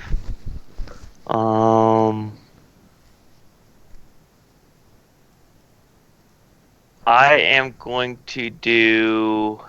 You have minus 30 actually, not 25. Oh, that's right, minus 30. I want to do a all-out attack. All right. So plus 20%. Yeah. So it's going to end up being minus 10% from this. So that's a mess. You've raised your sword and you've dropped the blade on the villain. Unfortunately, he simply sidestepped, and now he'll try and run you through. You can dodge or parry this turn. Remember. Yep. Right, Dieter, you are flying above the streets of Aldorf, being chased by a bunch of pigeons. Meanwhile, you can feel the horrible heat emanating from your lower parts as this thing's beams seared you. That said, you can feel once again the etheric accumulation of someone trying to cast a spell behind you. The pigeon is not yet done with you, unfortunately. Okay. The other pigeons are just, making sure that you are flying where you are supposed to. but their leader is trying to shoot you down from the sky. Well, I'm trying to get down to the ground so I can turn back into human form as best I can. Yeah, just let me quickly see. But I think, yeah, just barely, but I did. Yeah, sorry, I did. Oh, but he does whatever of I know, Zinch I know, there. I know. That's. We shall see what will happen here. I hope he explodes. Hey, Jason, you definitely have to do an illustration of this. Chickens Like just falling this whole from the sky. combat. This is crazy. 72. As Lucas gets killed, there's a crazy pigeon.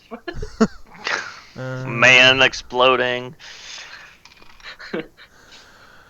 You didn't saw that, but if you did, you would saw that when the pigeon unleashed the beams, the light in its beady red eyes extinguished, and it corkscrewed right towards the ground.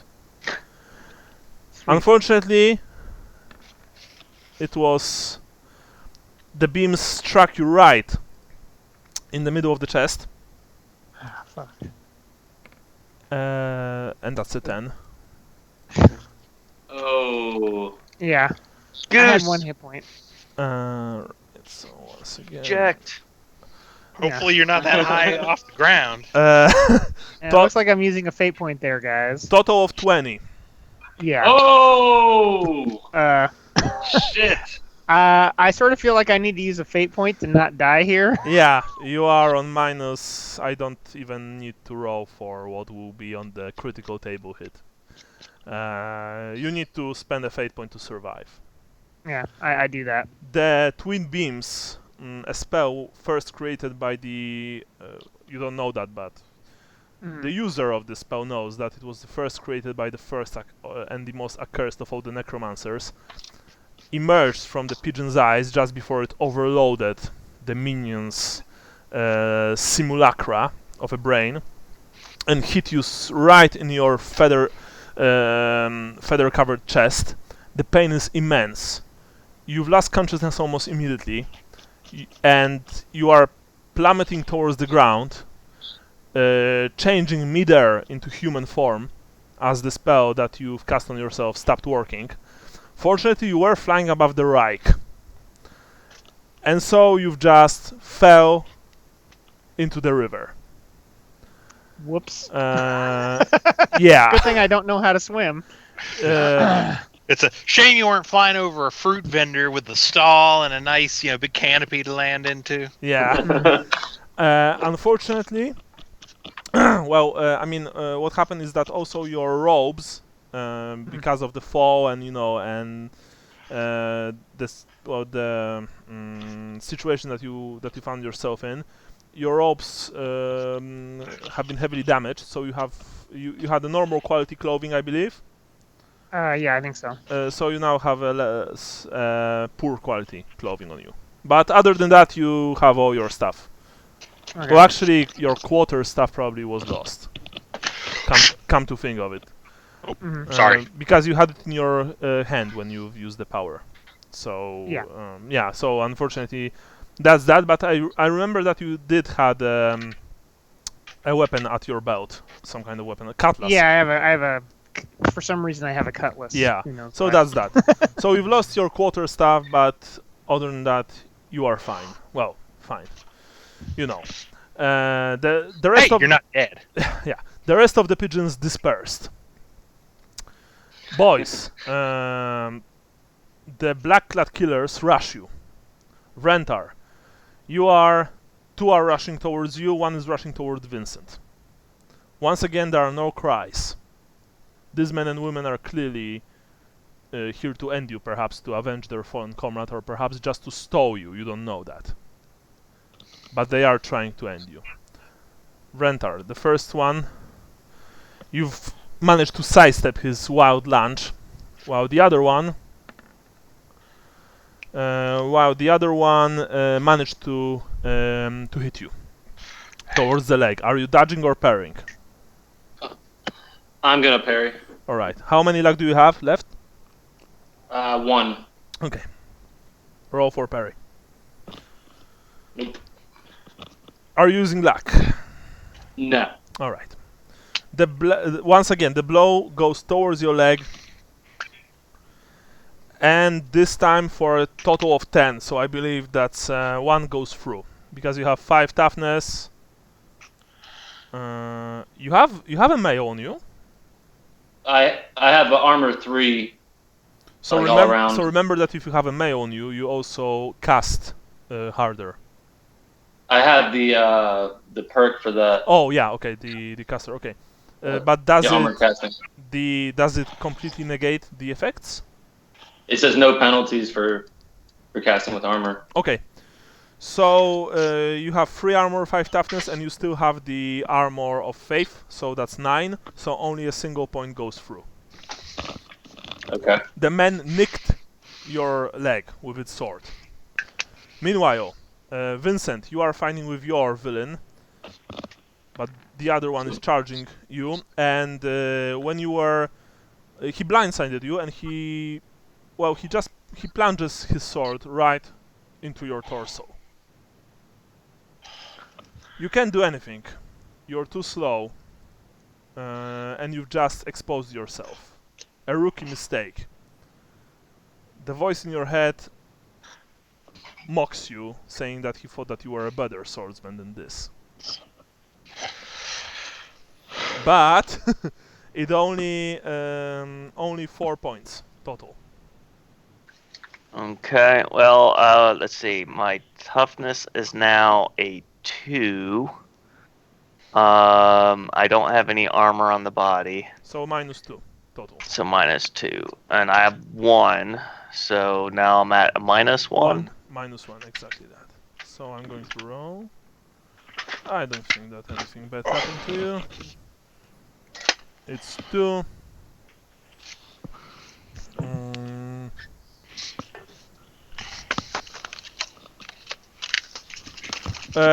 He cut your ribs badly. He just, he cut your ribs badly enough that white bone can be seen gleaming through the wound. The shock and pain earns you a penalty of -10% to all actions until the end of your next turn. But now it's his comrade's time. And his comrade raises the weapon, but fortunately you don't know how. You've managed to block it with your dagger. Vrentar, you're up. I'm Oh, sorry, Vincent, insanity point for you and for you, Dieter. Okay. How much do you have, Wait. Dieter?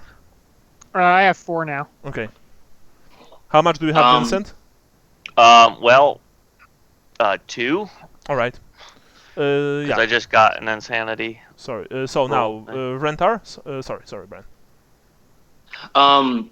Where is Leopold in all this? Did he break through? Leopold ran after the 5 guys onto the street. You don't know where he is, if he's still alive. Okay, so I just have to assume that he still knows what he should be doing and that he's doing it. Hopefully. Yeah. Okay. Yeah, I'm gonna, I guess, all out attack at this point. All right. You are. I have 1 guy on me. You have 2 guys on you. 2. Okay, I'm gonna hit 1 on each. So you are making 2 attacks. One towards one, the other towards the second, right? Right. All right. So roll for the first. First one. Okay. He's going to dodge. He dodged from your strike nimbly. The other one with -10% penalty. You do use good craftsmanship weapons, so your basic weapon skill. Okay. And the other one. Is that the same roll? Yeah, the same roll. Oh no, that's the same roll you just had. Okay. Yeah, that was it. He didn't manage to dodge, so you roll damage. The strike goes right towards his chest. Heretics! 7 plus how much? I believe 11. No, 5 more. base, plus strike mighty blow, and the blessing of Sigmar. So 14. Is that right? Jeez. How much strength do you have? 5. 5. So plus 7, it's 12. Strike mighty blow. 13, yes, 14 total. Yes, exactly that. You've managed to smash the man in his ribs. You felt that something gave way. He coughs wetly, a cough full of agony, but he's still standing. All right, now we have Vincent. Let's see here. Well, geez, now I'm at even more of a minus. So I'm going to. Yeah, minus 40 to basically everything. Yeah, so I'm gonna have to do another Out attack. all-out attack. You once again raise the sword, which name you even forgotten, and you try to bring it down. Unfortunately, no. Let's see, minus. Because it's plus 20. Minus 40 plus 20. Okay, that's a miss. You've almost hit, but one of them just danced away. And now it's their turn. Vrentar. They are raining down blows on you. First, unfortunately for him, of course, misses, but the blow went towards your head. The other one also misses. Sigmar is with you. Yeah, and I did an all-out attack too, so I don't think I would have been able to do anything. No, you right? didn't. You did a normal. You did 2 attacks, a swift attack. Okay. Actually. So, yeah. Just to quickly check one thing. So an all-out attack would have given me 3 attacks. Is that right? No, all-out attack is a single attack plus 20, but you can't dodge or parry next turn. Okay. It gives you a huge bonus because plus 1 is huge bonus. Swift attack means that you can use all of your attacks, but each one after the first is penalized by minus 10%. So yeah, so that's how it works. Wait a second. Yeah, here it is. The strike hits. The strike connects. It connects with your arm, Vincent. With your, I believe, left arm. And it's a 10.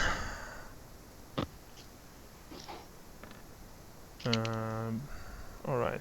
A total of 13. Alright, at the arm. Yeah. Well, toughness 2. I do have armor there, but it's not gonna be enough. It's your left arm. Alright. So what was the total? 13. Total of 13. So it's a minus 8. Give yourself additional insanity point. And now I'm going to roll on the table.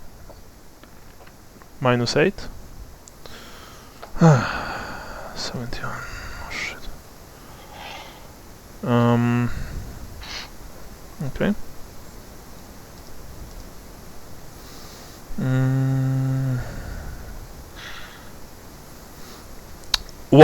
You've once again overreached yourself with the strange sword that you are wielding, and when you've tried to hit one man, the other simply rolls his weapon double-handed, even though he's also holding a dagger, and brought it down on your shoulder with such a horrifying force. This was such a savage, just merciless blow that it crashed into your shoulder, continuing its arc through your body until it exited through the opposite hip. You fell to the ground in 2 pieces. Oh. Vrentar, you are completely covered in Vincent's blood and viscera. So is that another minus $5 attribute?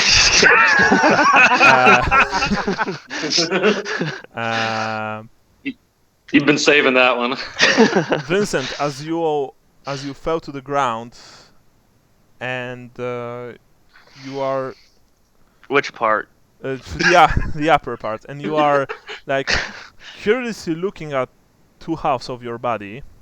You can feel a hand caressing your shoulder. It's an avian hand, covered in scales and luxurious rings set with jewels. and you feel this thing speak into your mind, or rather to you. It speaks about the choices in your life. It speaks about your future if you would chosen the other side, how you would become one of the greatest undead killers in all of the history, and how you would help to save others. But your selfishness, greed, and your will for easy power and easy way meant that now, according to plan, you won't be able to do what you were destined to do. But that you shall not despair, because this creature will be good on its word. It will make you great, but you need to learn humility first. 999 years times 9 you will spend in the impossible fortress as trapped in one of the books of madness, where you will be tortured eternally by the minions of change before you will be able to be let free and continue your journey on the path of change. And as you are being drawn into the impassable labyrinth, in the center of which the great conspirator himself plots eternally, you begin to scream. Rentar, you are alone. That said, Sigmar is with you, so you are never truly alone. Sigmar marched over the world's edge mountains alone when he was never seen again. Yeah. So, what are you doing? I'm swift attacking. 1 or 2? 2. The same guys as before. Alright, so the first blow goes towards the first guy. Roll. This is the guy I missed last time. Mm. Okay, thanks. Yes. He once again just, Oh! he almost somersaulted back from your blow. The other strike. Okay, -10. Oh no, it's leveled because of the Yeah, so you're basic. craftsmanship.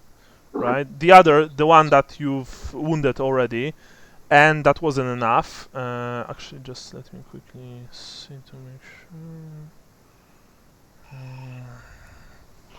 I think they let their first buddy die just to lure you into a false sense of security about how you were going to whip on him.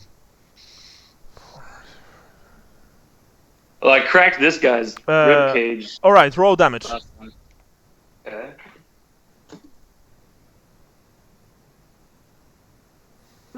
Total of 12? 12. Your second strike caved his chest in, and the man fell to the ground gurgling blood.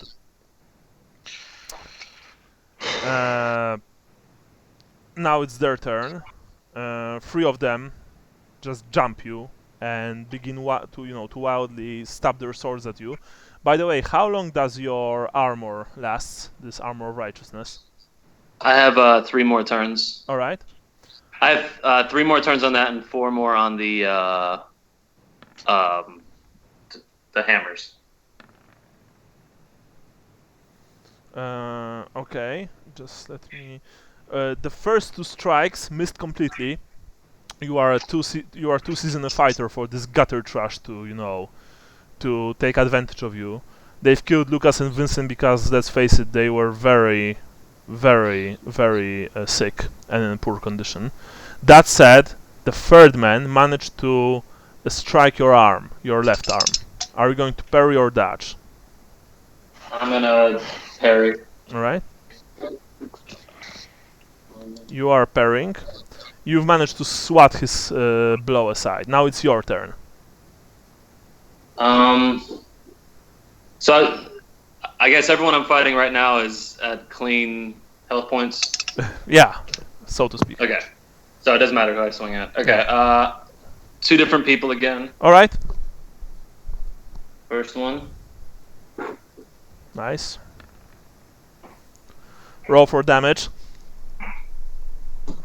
For Sigmar! Oh, God. That's 7 up for Sigmar. Right. 7, so 9. The first one, you hit the man strongly, but he just fell back a few steps. The other strike, basic weapon skill. Okay. Nope. All right. The other one, unfortunately, you failed. Now it's their turn, and they are trying their hardest to kill you. The first one manages to hit you towards the leg, to the leg. Parry or dodge. Oh, that hits? Yeah. Oh, They, yeah. they are they are aiming their attacks. Okay, I'm gonna parry. All right. Nice. The other one goes towards your arm. I have to dodge then, I guess. All right. Okay. I'll take the hit. All right. 11 total. 11 minus 8. 3. 9. 9 total. So 9, yeah. 2. So 2 to get through. All right. He nicked your arm, and the third. Now I need to check because there was a chance that he hit you. Just let me see. I need to drop one of these guys quick and get rid of these bonuses. Or run. The other one, miraculously, he failed. So, We're in the courtyard of the Temple of Sigmar in the middle of Altdorf. I'm not running. This is your turn now. This is holy ground.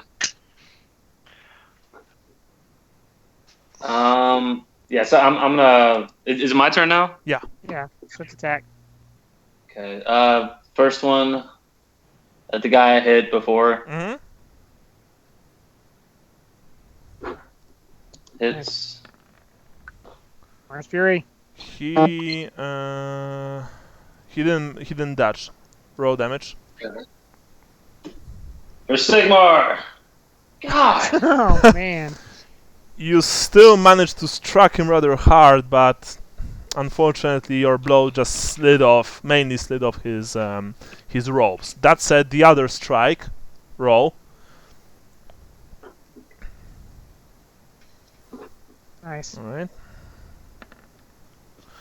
The other one jumped away. Nope. And once again, they are trying to. Time for the gauntlet again. Yeah, one of them got too close, and you simply smashed his skull with your hammer. Oh, wow. Actually, you did the double hammer strike from 2 different directions. So his head got caught between your hammers and turned into pulp. The other one, however, goes towards your head. Dodge or parry? I will parry. All right. Use the parrying weapon in that case. No. I'm not gonna use the last luck on that yet. This is a head wound. Remember. Yeah, you need to. The doubles. Remember? Yeah. I use electrum. All right. Last luck. Ugh. You've just managed to avoid the blow. The last one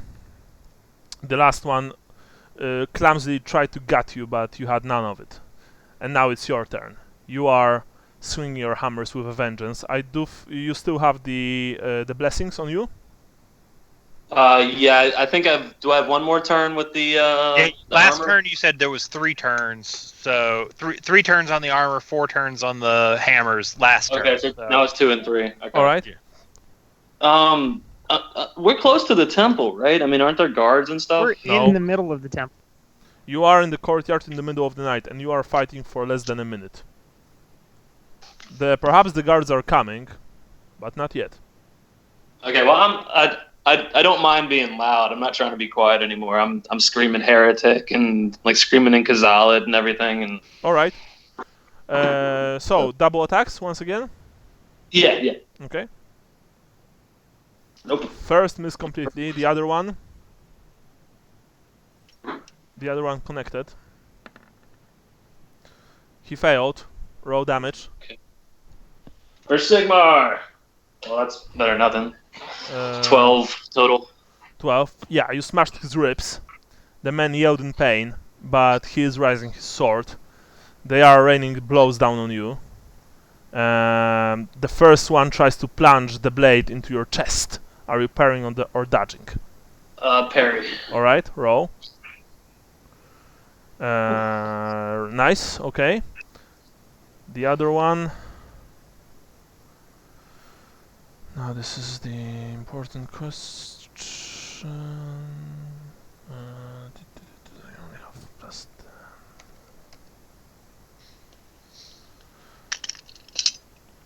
Okay, so plus. Yeah, he did.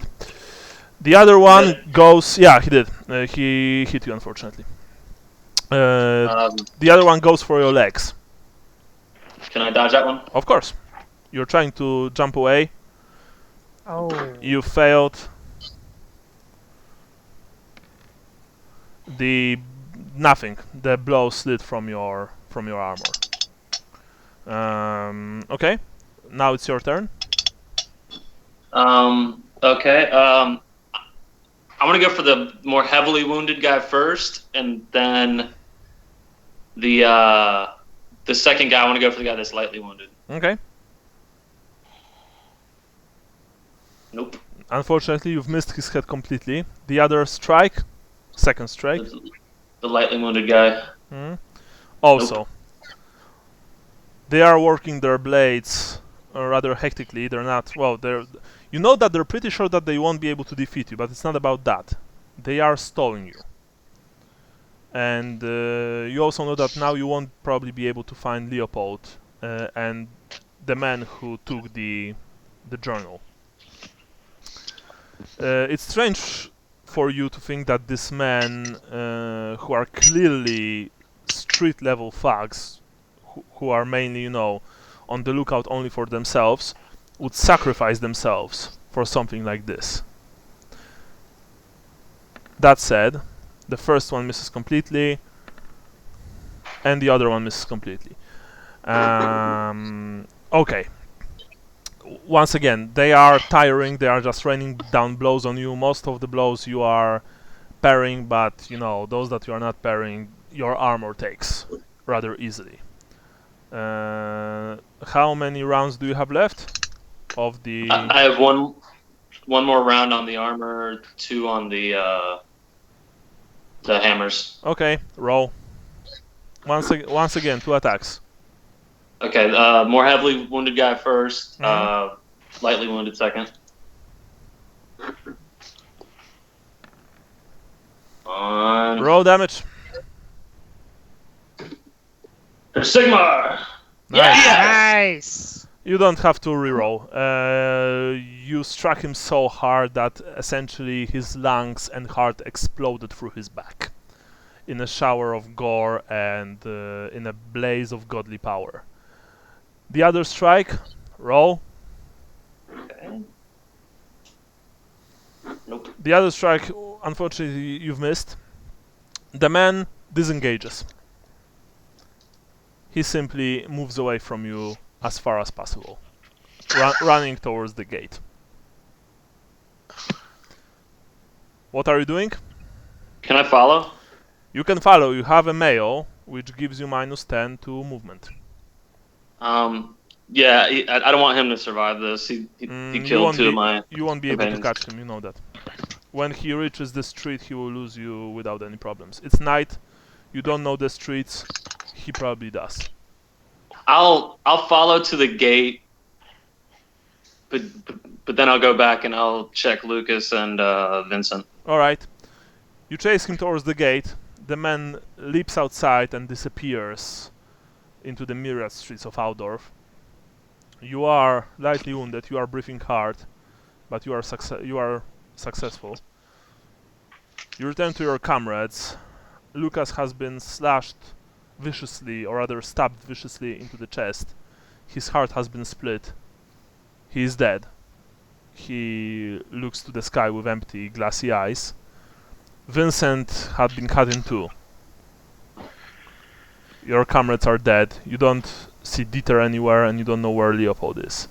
The temple guards are running from the direction of the temple itself, armed and with light sources. In the name of Sigmar, stop! They cry. I can't stay here, but I need to put like 2 coins on Vincent's eyes. I'm not quite sure what he does, but just real quick, I'm gonna put those on his eyes and take off running to the gate. Alright, you put 2 coins on Vincent's eyes and you run towards the gate. You didn't saw the coins melt on his eyes. Yeah, sorry. Moore doesn't have any claim on him. Not anymore. Anymore. You run outside into the night. You are alone. You essentially travel the streets of Altdorf, looking like like a complete lunatic. I would like to remind you that you are covered in blood. Although you did manage to find a barrel of water to clean yourself as best as you could, looking for your friends. When you've tried to ask people, for the descriptions of Leopold and Dieter, they usually just ignored you. Most of the night you've been traveling like that. Getting more and more tired, more and more frustrated, and also more and more hungry. You have some rations, but I would. I'm not above sleeping on the street if I could find like a nook somewhere. Yeah. Well, you did eventually. I mean, I look homeless anyway. Yeah. You did eventually reach the river, and you thought that maybe there you'll find Leopold. After all, he did live by the river. And at dawn's first light, you did indeed found Leopold, who's supporting Dieter, who looks like hell. They've called you, Vrentar, and when you've turned around, you saw them, both of them. Leopold has a couple of cuts and scratches on him. His clothing is also damaged. Dieter looks worst. He looks like he'd been burned. On the chest and on his leg there are just patches of burned material and flesh. It was also clear that he fell into the river. He's coughing. Probably the cold gets him. By the way, Sean, roll for toughness. Yeah.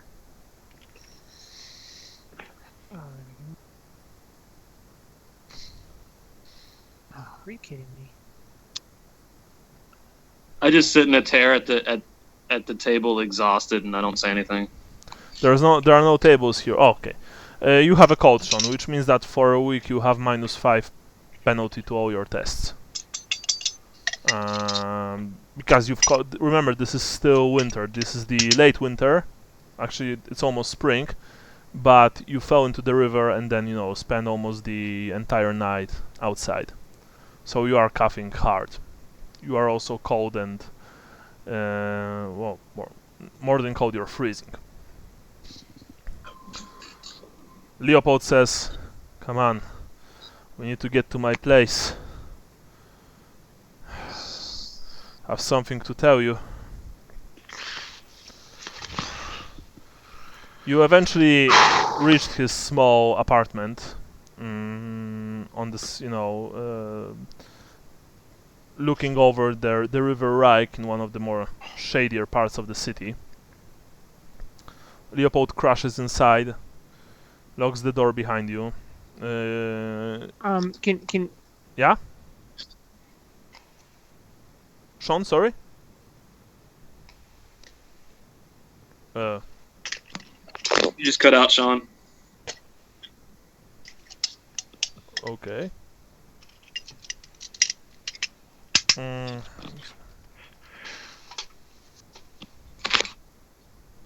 So did you notice that Lucas managed to complete his doom with the Uh, sword? Died with the sword in his yeah, hand. that's why you're getting additional points for that. I mean, I can't use them, but thanks. No, you will. I mean, they are, you are using 75% of your Oh, okay. points in your next character. So by all means, you will. Sean. Crap.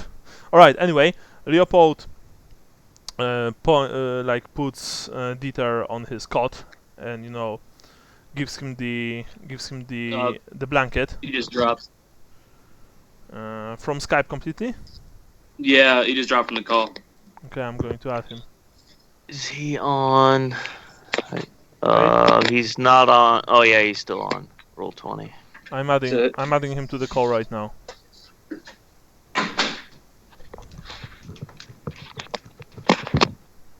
Adding him to the call, but he's not responding. Unfortunately. I am calling him. Probably his PC rebooted or something. And I kinda need Sean to continue. Last I checked, he was still on roll 20. He is on roll 20. Yeah.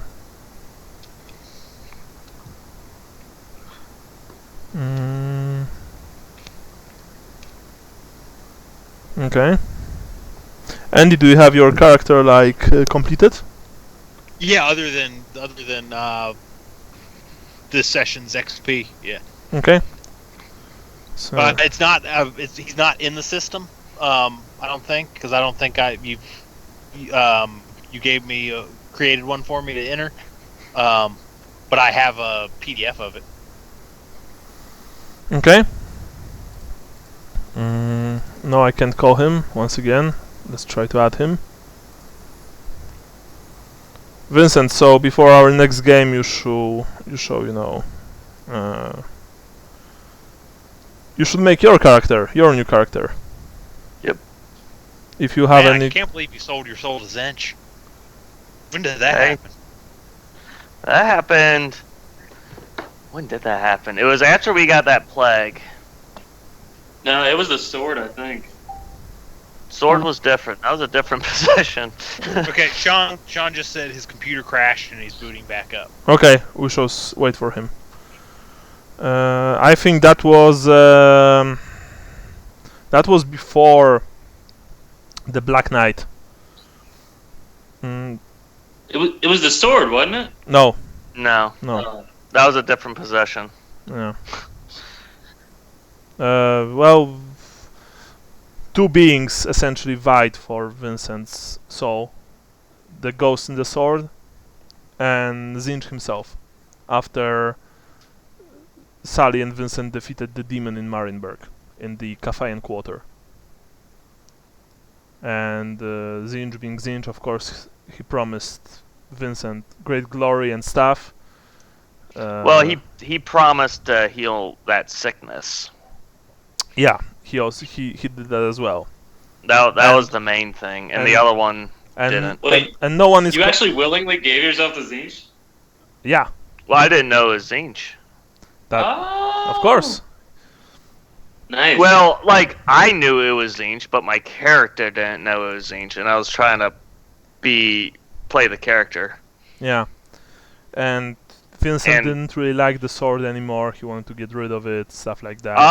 Well, no, that was after the fact that I took the other deal. Okay. So I still wanted the sword, but when I had the offer between one and the other, one wasn't really offering. One offered me greatness, the other offered me essentially life, and so I went with life. But it never came to fruition. Vincent was a shady motherfucker. Whoever knew?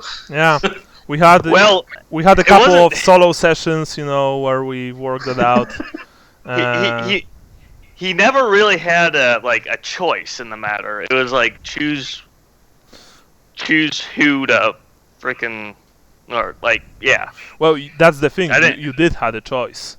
I did have a choice, And the but fact I is I that- chose for livelihood over glory. Yeah, but I'm pretty sure that you've chosen the demon's offer, even though you didn't knew it was Inch before you were wrecked by the plague. No, that was the main reason I went with his choice was Alright. because I was plagued. Yeah, And but he that- offered a cure. Yeah, but that was actually pretty interesting because the sword essentially appealed to your duty, while he appealed to your will of survival and to your ego. And in the end, Vincent, who wanted to Sean's serve, coming back. yeah, I'm adding him right now. Vincent, who wanted to be this champion against the undead, who wanted to fight them. He essentially chose the easier way, something that Zinch capitalized on, and of course he didn't fulfill his promise. Well, not completely. Well, Vincent realized that he couldn't perform his role if he was dead, and so one offered to remove the sickness and the other couldn't.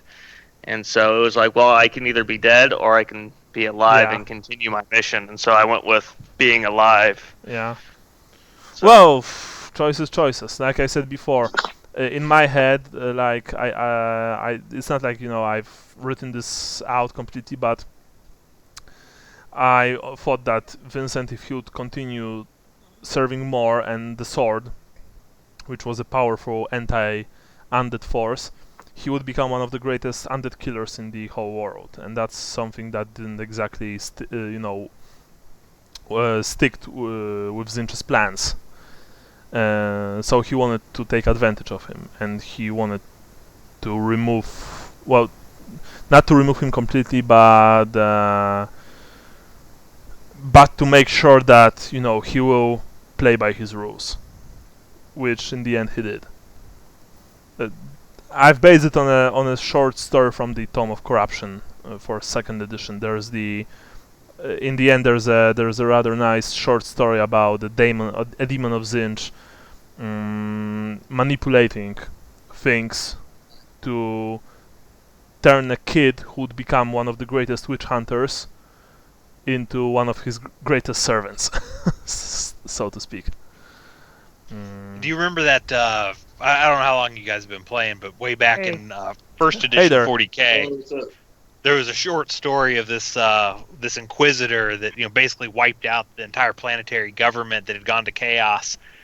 And he sits down, and he's going through the stuff, and he sits down at the nice desk, and it turns out it was the desk that was possessed by a demon, and then possessed the Inquisitor. Nice one. I didn't knew that, but that's very Yeah, that's like in the old compendium or something like that. Okay. Like the original Rogue Trader compendium. okay. I think I have that actually. Funnily enough, I have a bunch of stuff from the Rock Trader era, 1st edition. Anyway, Sean, you here? Yeah, sorry about that. No worries.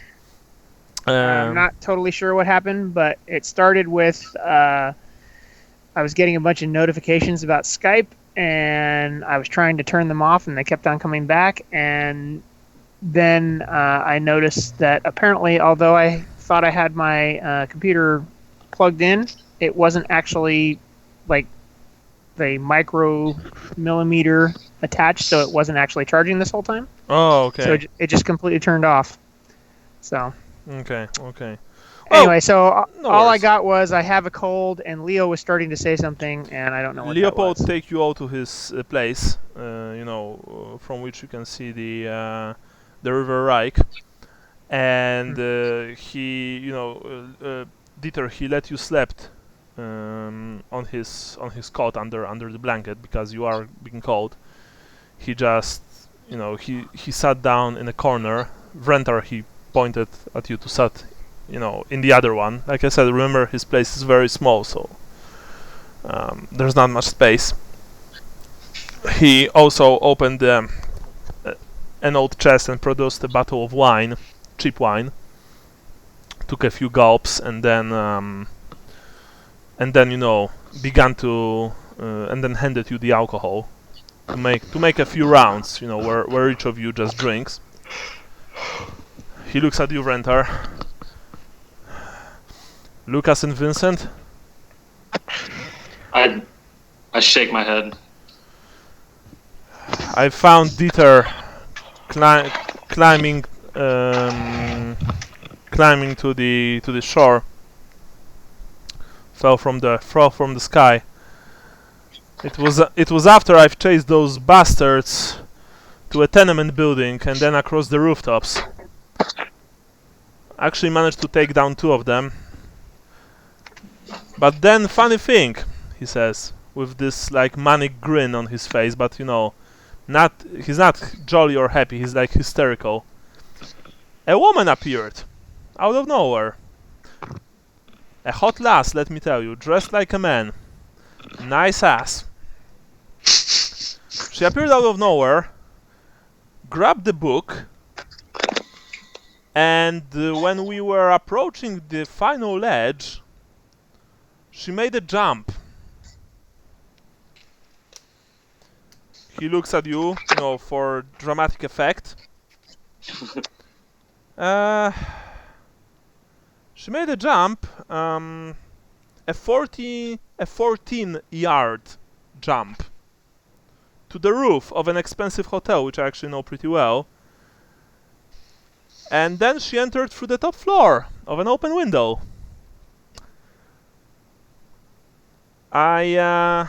When she did that, the rest of those guys, they just dispersed. They weren't concentrating on me anymore. I saw a coach.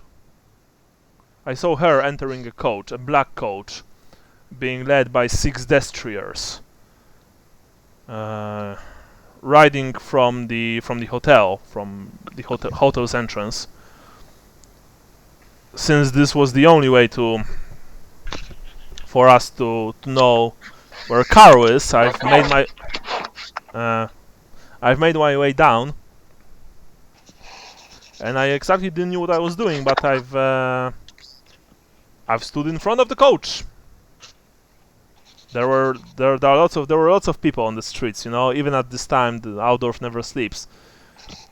And so when the Kislevites, who were apparently driving the coach and they were sitting on the top, aimed their weapons at me, their handguns, I was ready to sell my life.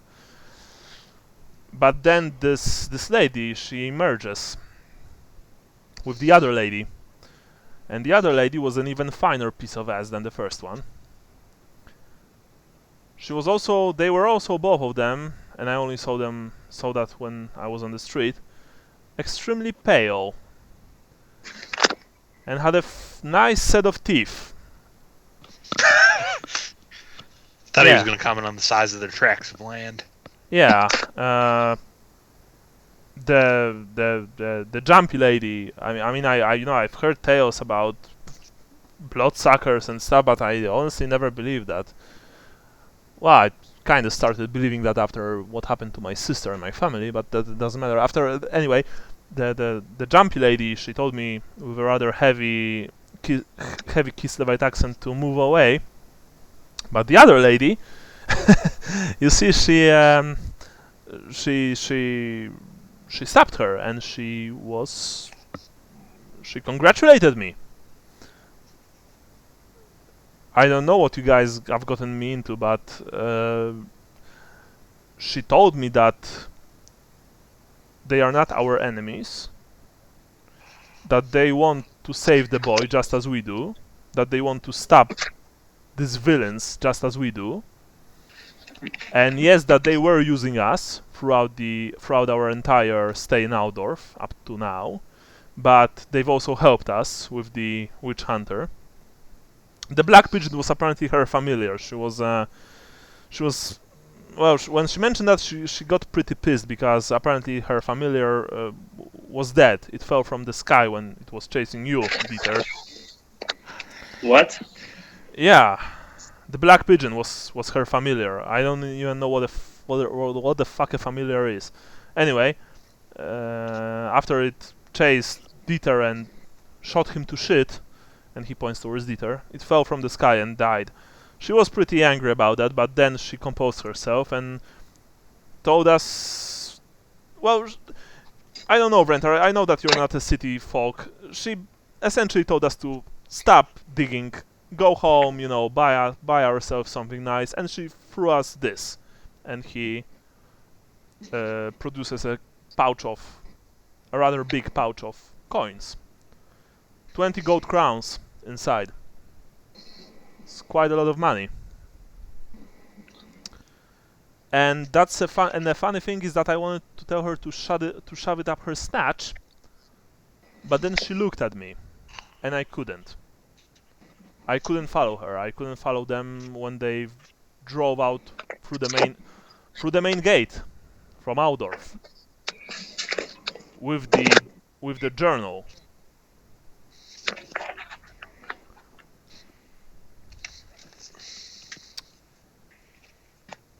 So yeah, that's it. Oh, and she told me that her name was Theodora Margrave, Baroness Theodora Margrave, I might add.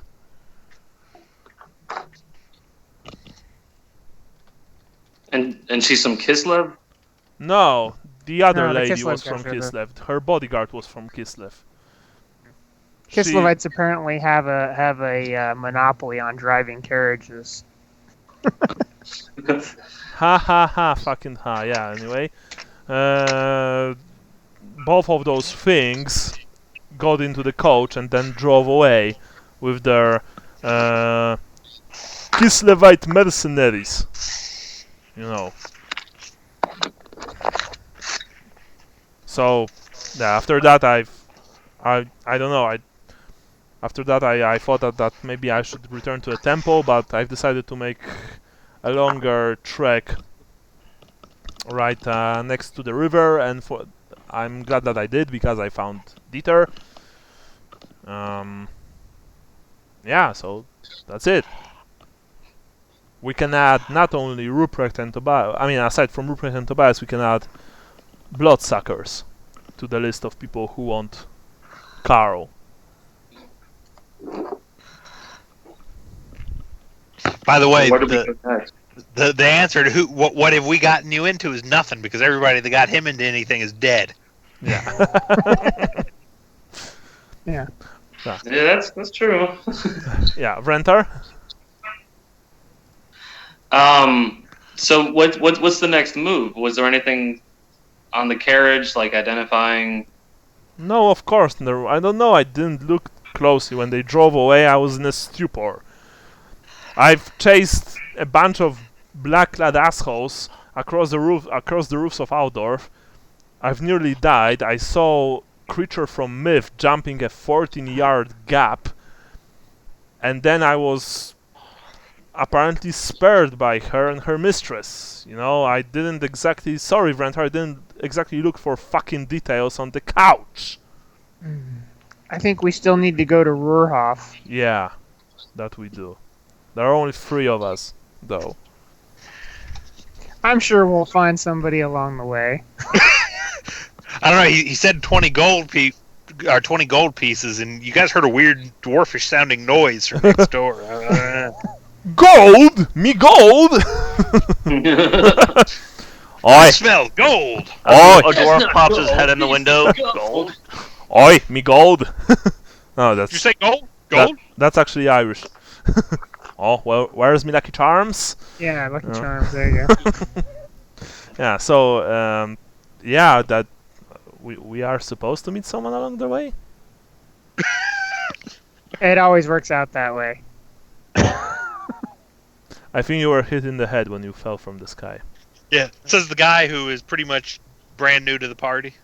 Somehow always works that way. Yeah. What do you know of? What do you know of things working out?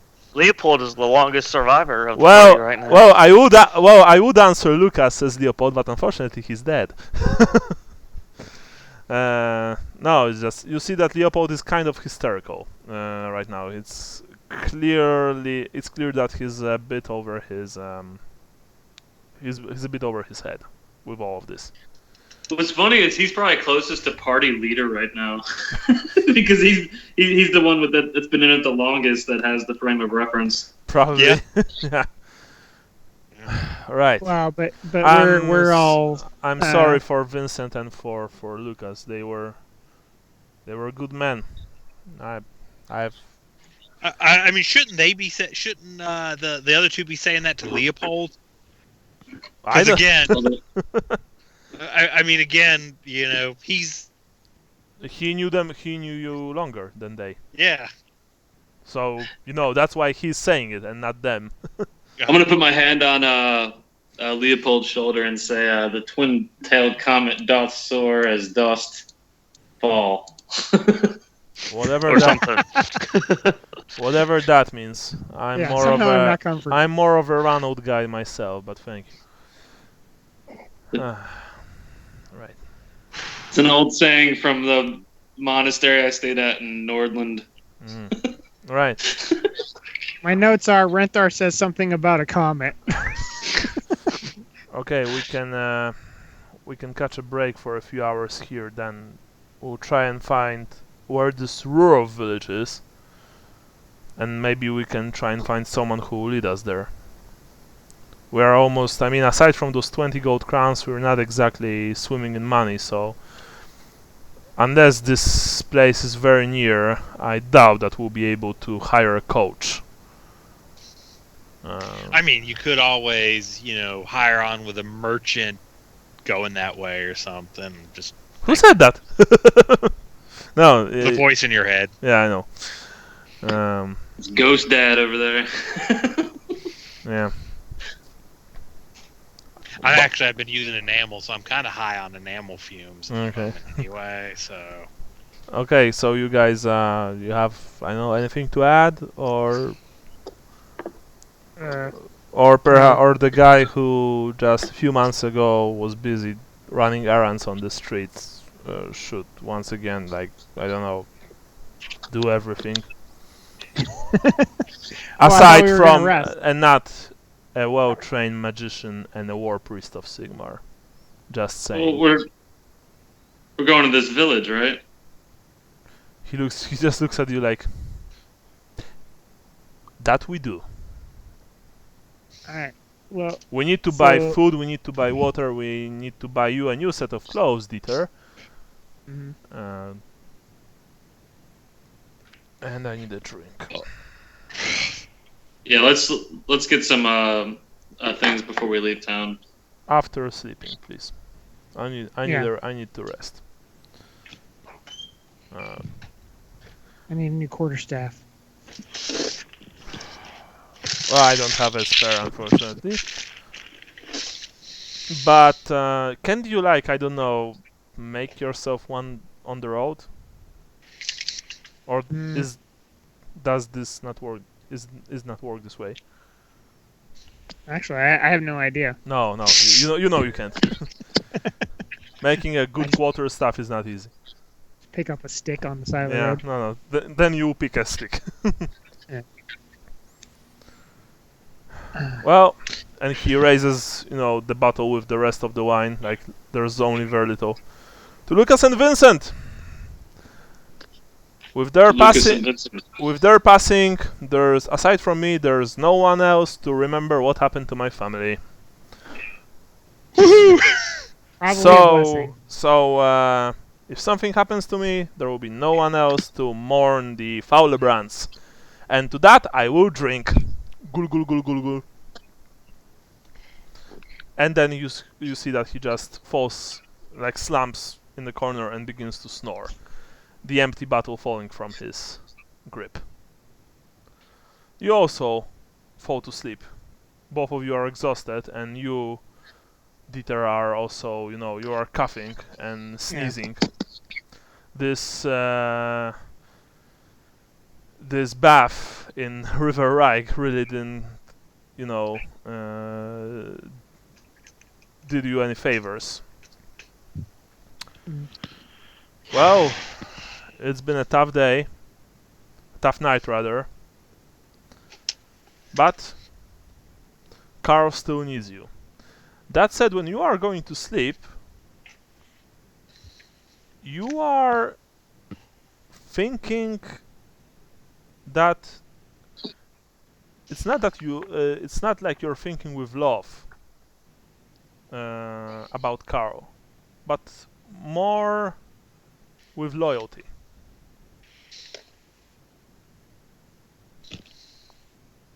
But you don't really have time to ponder this as you fall asleep. And that's it for today. Alright, so that was it. Okay, this was the first game of 2020, and already it was pretty brutal. But there are rewards. Point rewards mainly. Sean, you're still making notes? Yes. Alright.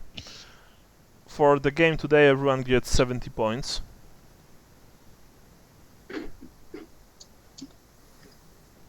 For your characters, each of you gets 10 points.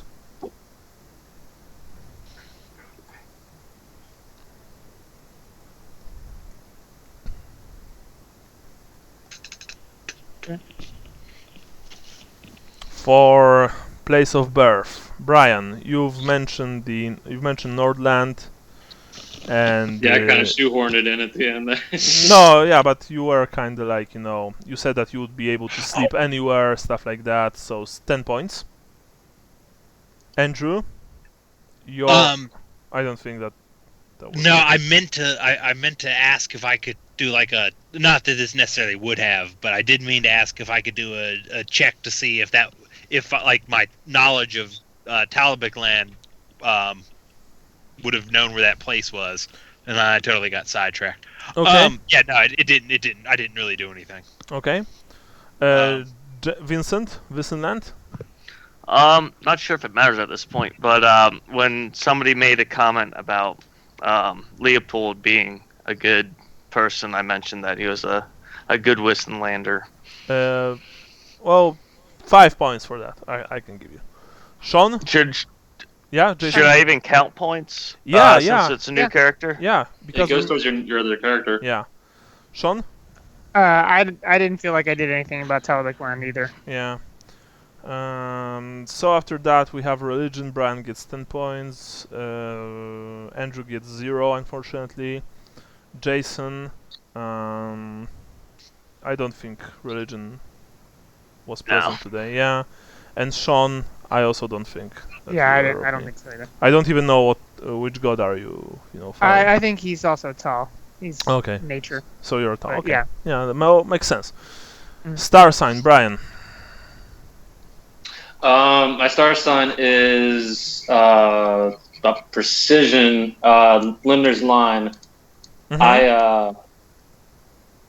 Like when Lucas charged in, like I thought it was kind of reckless, and he like kind of broke rank.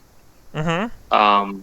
Because he just kind of threw himself at him, and I was more like intent on letting Leopold chase after the guy with the book, so I kind of put the consequences down. I don't know. Precision. Like I didn't jump in to help. That's the thing that you didn't really, you're a Sigma, right? You're all about unity, and you essentially just stood back. And you let your comrade die. Yeah, you stood back when your comrade was mercilessly cut down when he could use just a little help from a friend. Yeah. But he also broke rank. I mean, like. Yeah. Well, I mean, broke rank, but you're not his commanding officer. You didn't order him to hold rank, and you did understood why he did that. Because he was crazy. No, because they went after the thing that could lead you to Karl. So, in all honesty.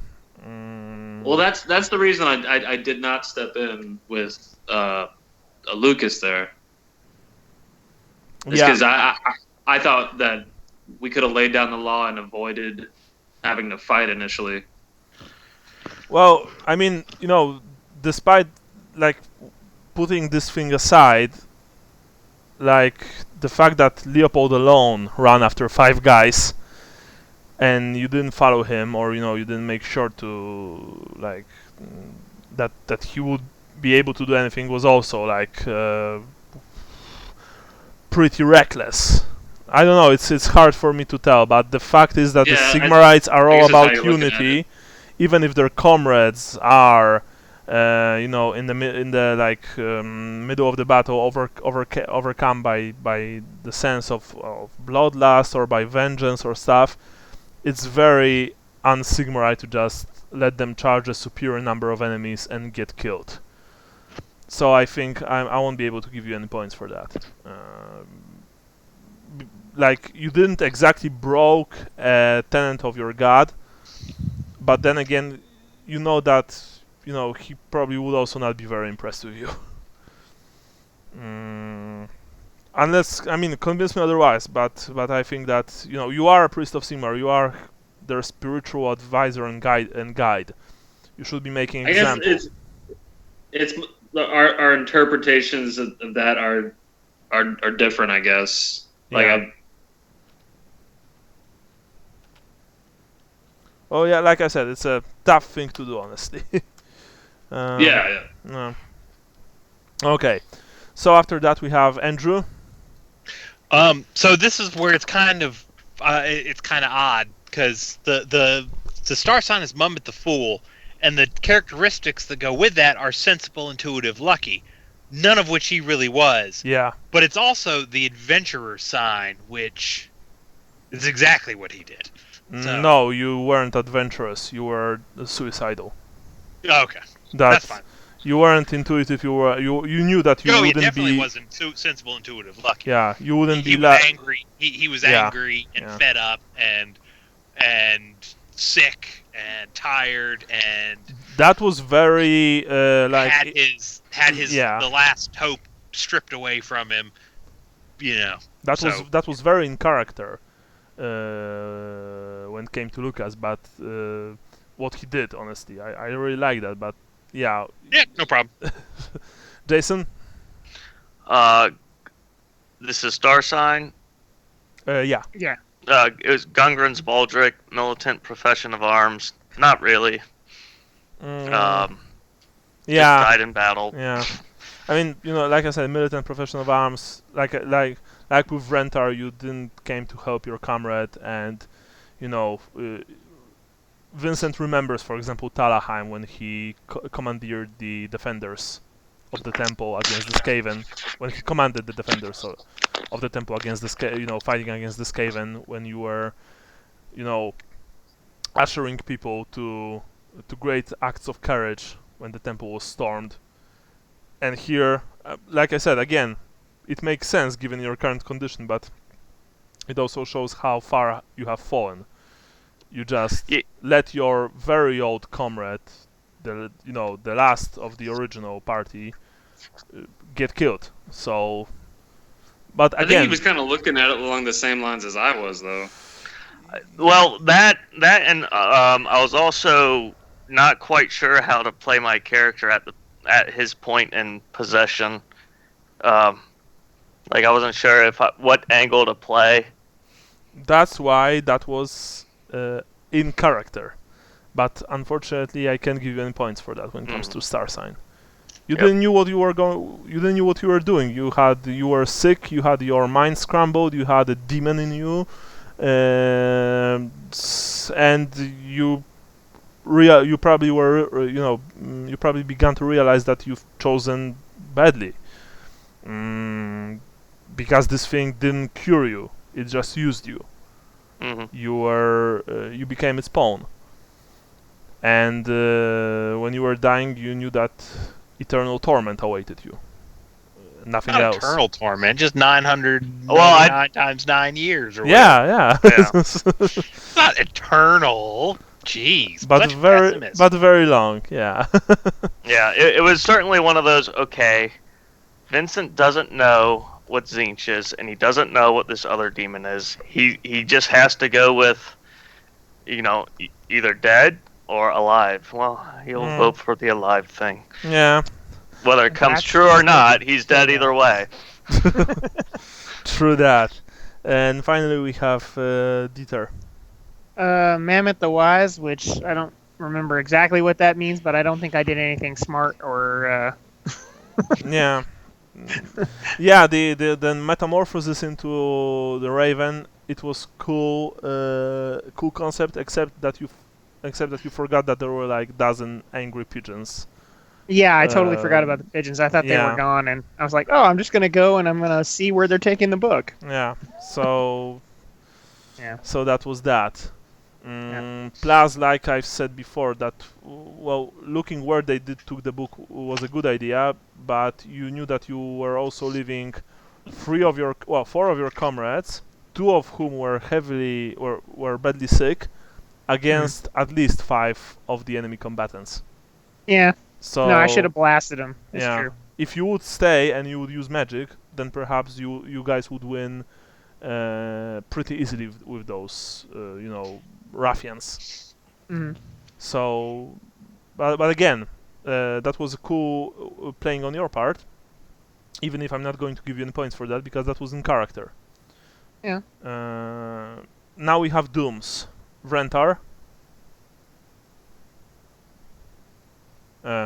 Brian. Uh-oh. Brian's not here. The twin-tailed comet doth soar as doth fall.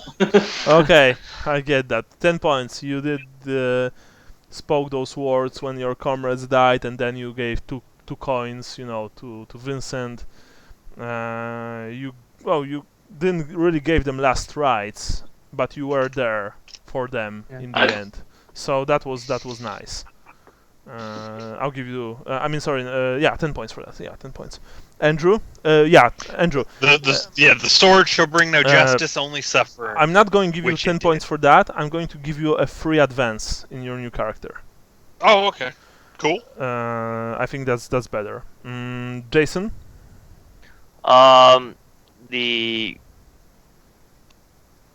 It's I'm trying to think of what it's like. Rot will eat thee from within, which ultimately 10 points. No, sorry, not 10 points. Again, free advance. The rot of chaos ate you from within. You ended where you ended because you've chosen the easy way, and chaos is always the easy way. And also the disease that was killed. Yeah, that's a double thing. Yeah, I had. And I guess that was. Oh, by the way, you guys had Nightglish rot, in case you were wondering. So I was possessed by 3 demons. No, you were possessed by a single demon, but since Zinch is Zinch... Cursed by 2 other. Since Zinch... by 2 other. You were possessed by Demon of Zinch, and the Demon of Zinch used the Plague of Nergo, which is the arch enemy of Zinch, for his own purposes. So you were like the ideal pawn. You know what I mean? And was the sword corn? No, the sword was benign. That was the funny thing. The sword housed a fragment of a spirit of a warlord from Nippon who died to a vampire, and he was obsessed with destroying the undead. If Vincent would choose the sword, he would be more and more radical against the undead. So which is the third one he was just, or the other one? He said there were 3. So Zinch was the one that he chose. Right. Right. But Nergo had a claim on him from the rot, just like on Lucas. And the third one was the daimyo. But when But when Vincent chose Zinch, the sword no longer gave him any bonuses, any power. That's why I was saying that, he's holding the sword strangely, like he's not accustomed to it, even though before he was a master swordsman with it, stuff like that. He, in the end, he chose a chaos god instead of a powerful spirit that was anti-undead. Yeah, I had to choose between the two, and I had to play the character. Like I had to pretend I didn't know what Zinch was. Yeah. Essentially. Well, like Yeah. I've said, I think that what was pretty cool because in the end, I believe that Vincent, despite the fact that he was very militant, very martial, he wanted to fight against the undead. When he was lured with false promises, he acted like most men would, and he chose chaos instead of a harder way. Because, spoiler free, the ghost would actually save you from the sickness. Oh, well, Yeah. he said he couldn't when that came up. He, not save, not cure you, but you would have the sickness, but you would also have a bit more time to maybe find a cure, maybe fight it off. The funny thing is that Zinch wasn't also able to save you from the sickness. Naglishroth is Nurgle's ultimate weapon, and Zinch isn't stronger than Nurgle. So in the end, you would become Nurgle's bitch, whether you like it or not. The fact is that you became Zinch's bitch before. That's probably better. Well, I don't know. Nurgle's guys seem pretty happy. Yeah, you are like a one huge zit, but you are at least a happy zit. While Well, Zinch never lies. He just doesn't tell you the whole truth. So Yes. eventually, I'll be cured. Right? Well, Except for all those times he also lies.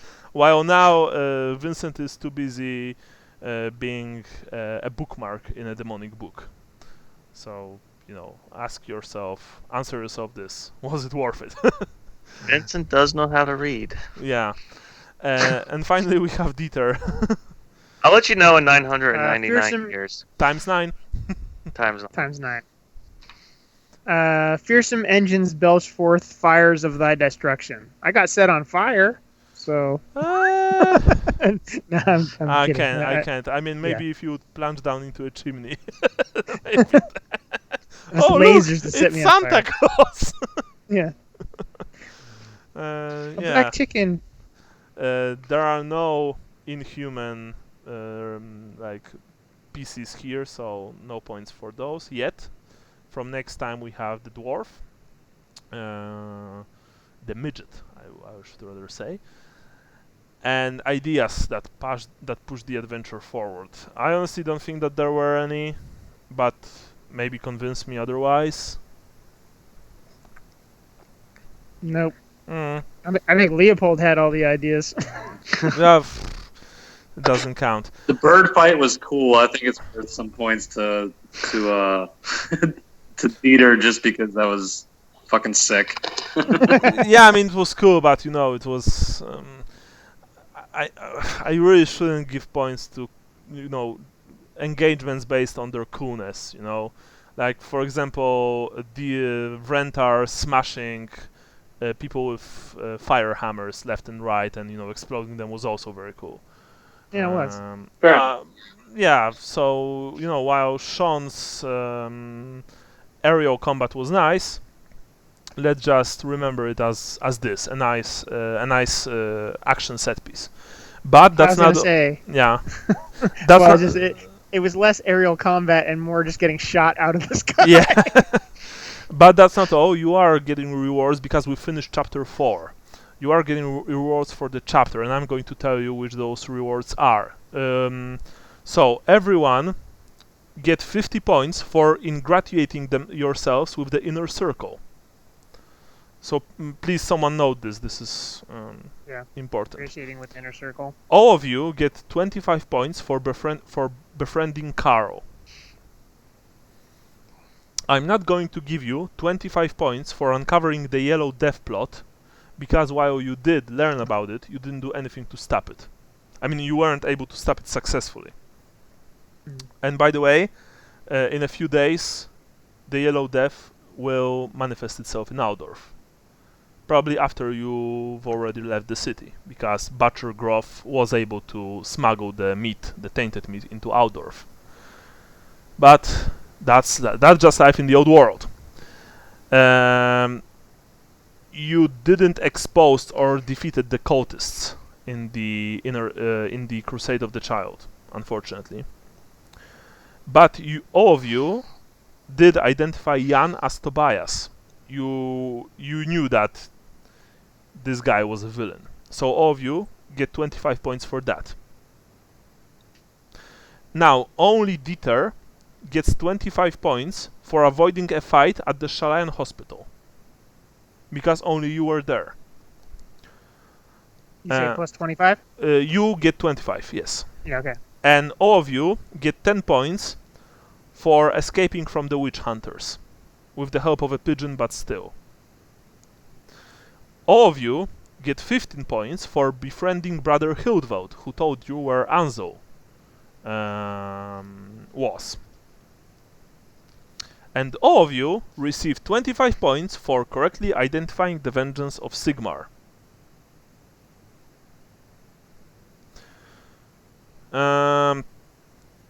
I won't give you all 25 points for piecing together the blood on the right clue, because there were quite a couple of rows, and it explicitly states in the adventure that most of those things you shouldn't, like, you know,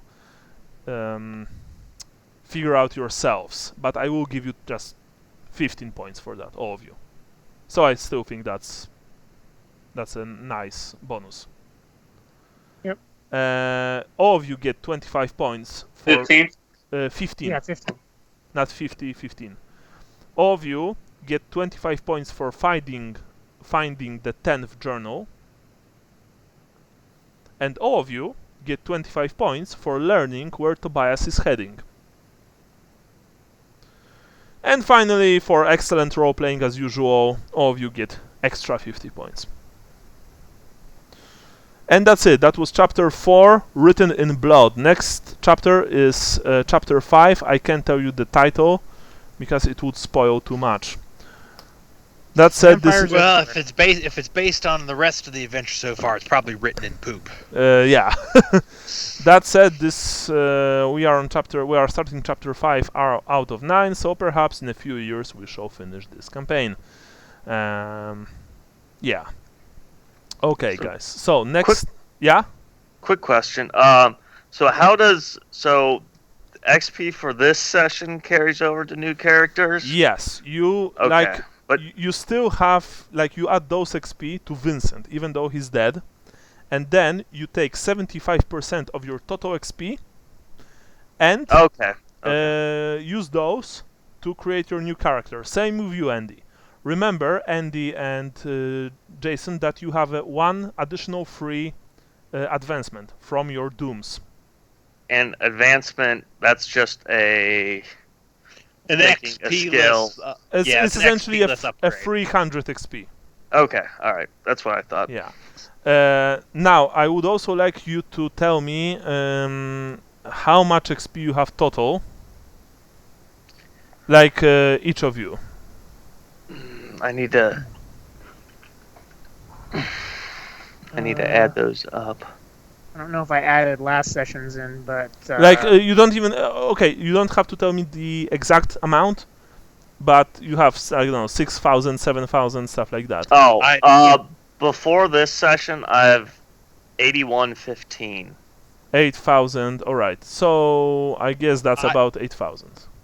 I had 7,795 Okay. total Okay. after today. Okay, so I don't need to hear anymore. What I want to do is just, since I need to level Leopold up. Simply put. So that's why I need this info for. Okay, so that was it. Andy, Jason, I'll create new blank character sheets for you on Roll20 to add your new characters in. Okay. Yeah, because there's there are no new character sheets. Dieter, how many fate points do you have left? I think I'm down to 1 now. Okay. Yeah. Okay. Well, I'm thinking of a new character. Hopefully not, but Yeah. you know how this adventure works. That said, I didn't, for example, the footpads that we were fighting today, they weren't scaled up that much, just so you know. I am trying to, like, I'm not trying to make a TPK every session. I am trying to modulate this. That said, I do have sometimes trouble with, for example, Vrentar is just a machine when he, uses all the powers. So I kind of need to find the golden, like the. I had some good rolls in there too. Well, yeah, that's true. That's true. But you were dealing basic 7 damage.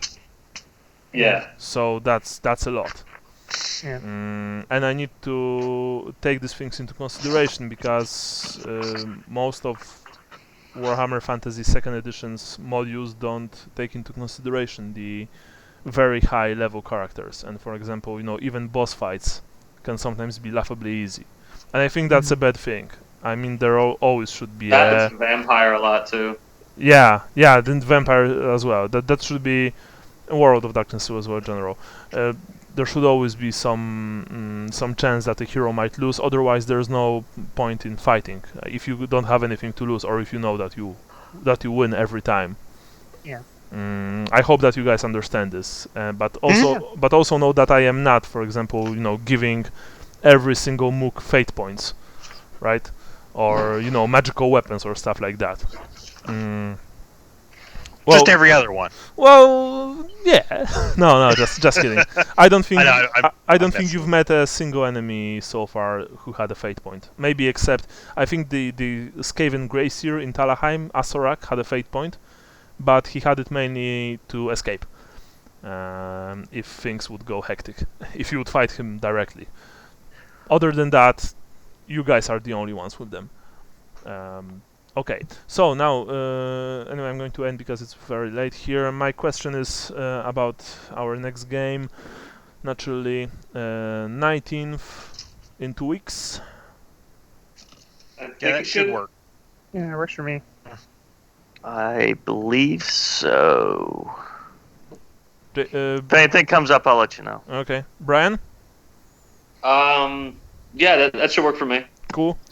Because I guess that will probably have a break of some kind when Andy will move his stuff. Yeah, that'll probably not be until like June-ish though. Okay, but how long should it take? Do you? So the thing is that I'll be working from home, so I'll have to have everything up pretty fast. Mm-hmm. I mean, if we stick with every other week and then we just skip one whole session, or I just skip one whole session, that would probably be fine. Okay, we shall see. Maybe in that case, depending on the severity of the plot and the action, we could either just skip one session, or maybe I could run a one shot, for example, of Delta Green for the rest of you guys. It's a very nice game. I want to do that. That sounds fun. That's that's great. I'll play that. Yeah, that's great. I mean, Jason and Sean and Andrew played with me last year, short one, and I think you guys liked it. So, yeah, it was good. Well, I mean, I like anything Cthulhu, so yeah. I'm not hard. That's still in the future. Okay, guys. So unless anything comes up, we shall see each other on the 19th. Have a happy 2020, and just a small. What's the word? Not the request, but God, it's late here. I forgot. Let's just. Don't blow us up, please. You know what I mean? Oh yeah. It's not up to us, unfortunately. Yeah.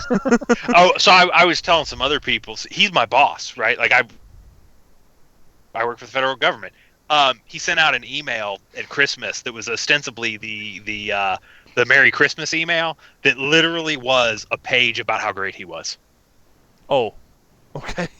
Nothing, I mean, it virtually nothing to do with Merry Christmas or anything like that. It's just about how great he is. Well, cool. And then ended with Merry Christmas. Well, I am, working in a Polish national television, so we kind of have the same thing with our main boss. He also says like, I mean, the guy sucks his own cock so hard that it's practically impossible to duplicate.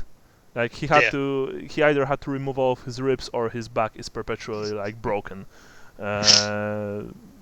Because the Christmas email from him and how much he has done for us and stuff like that this year was crazy.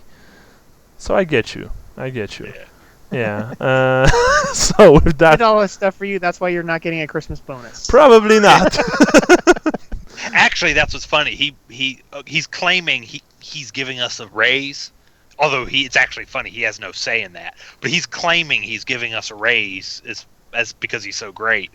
And I was kind of laughing because he actively fought us getting raises for every other year of his administration, but suddenly, right before election time, he wants us to get this huge raise.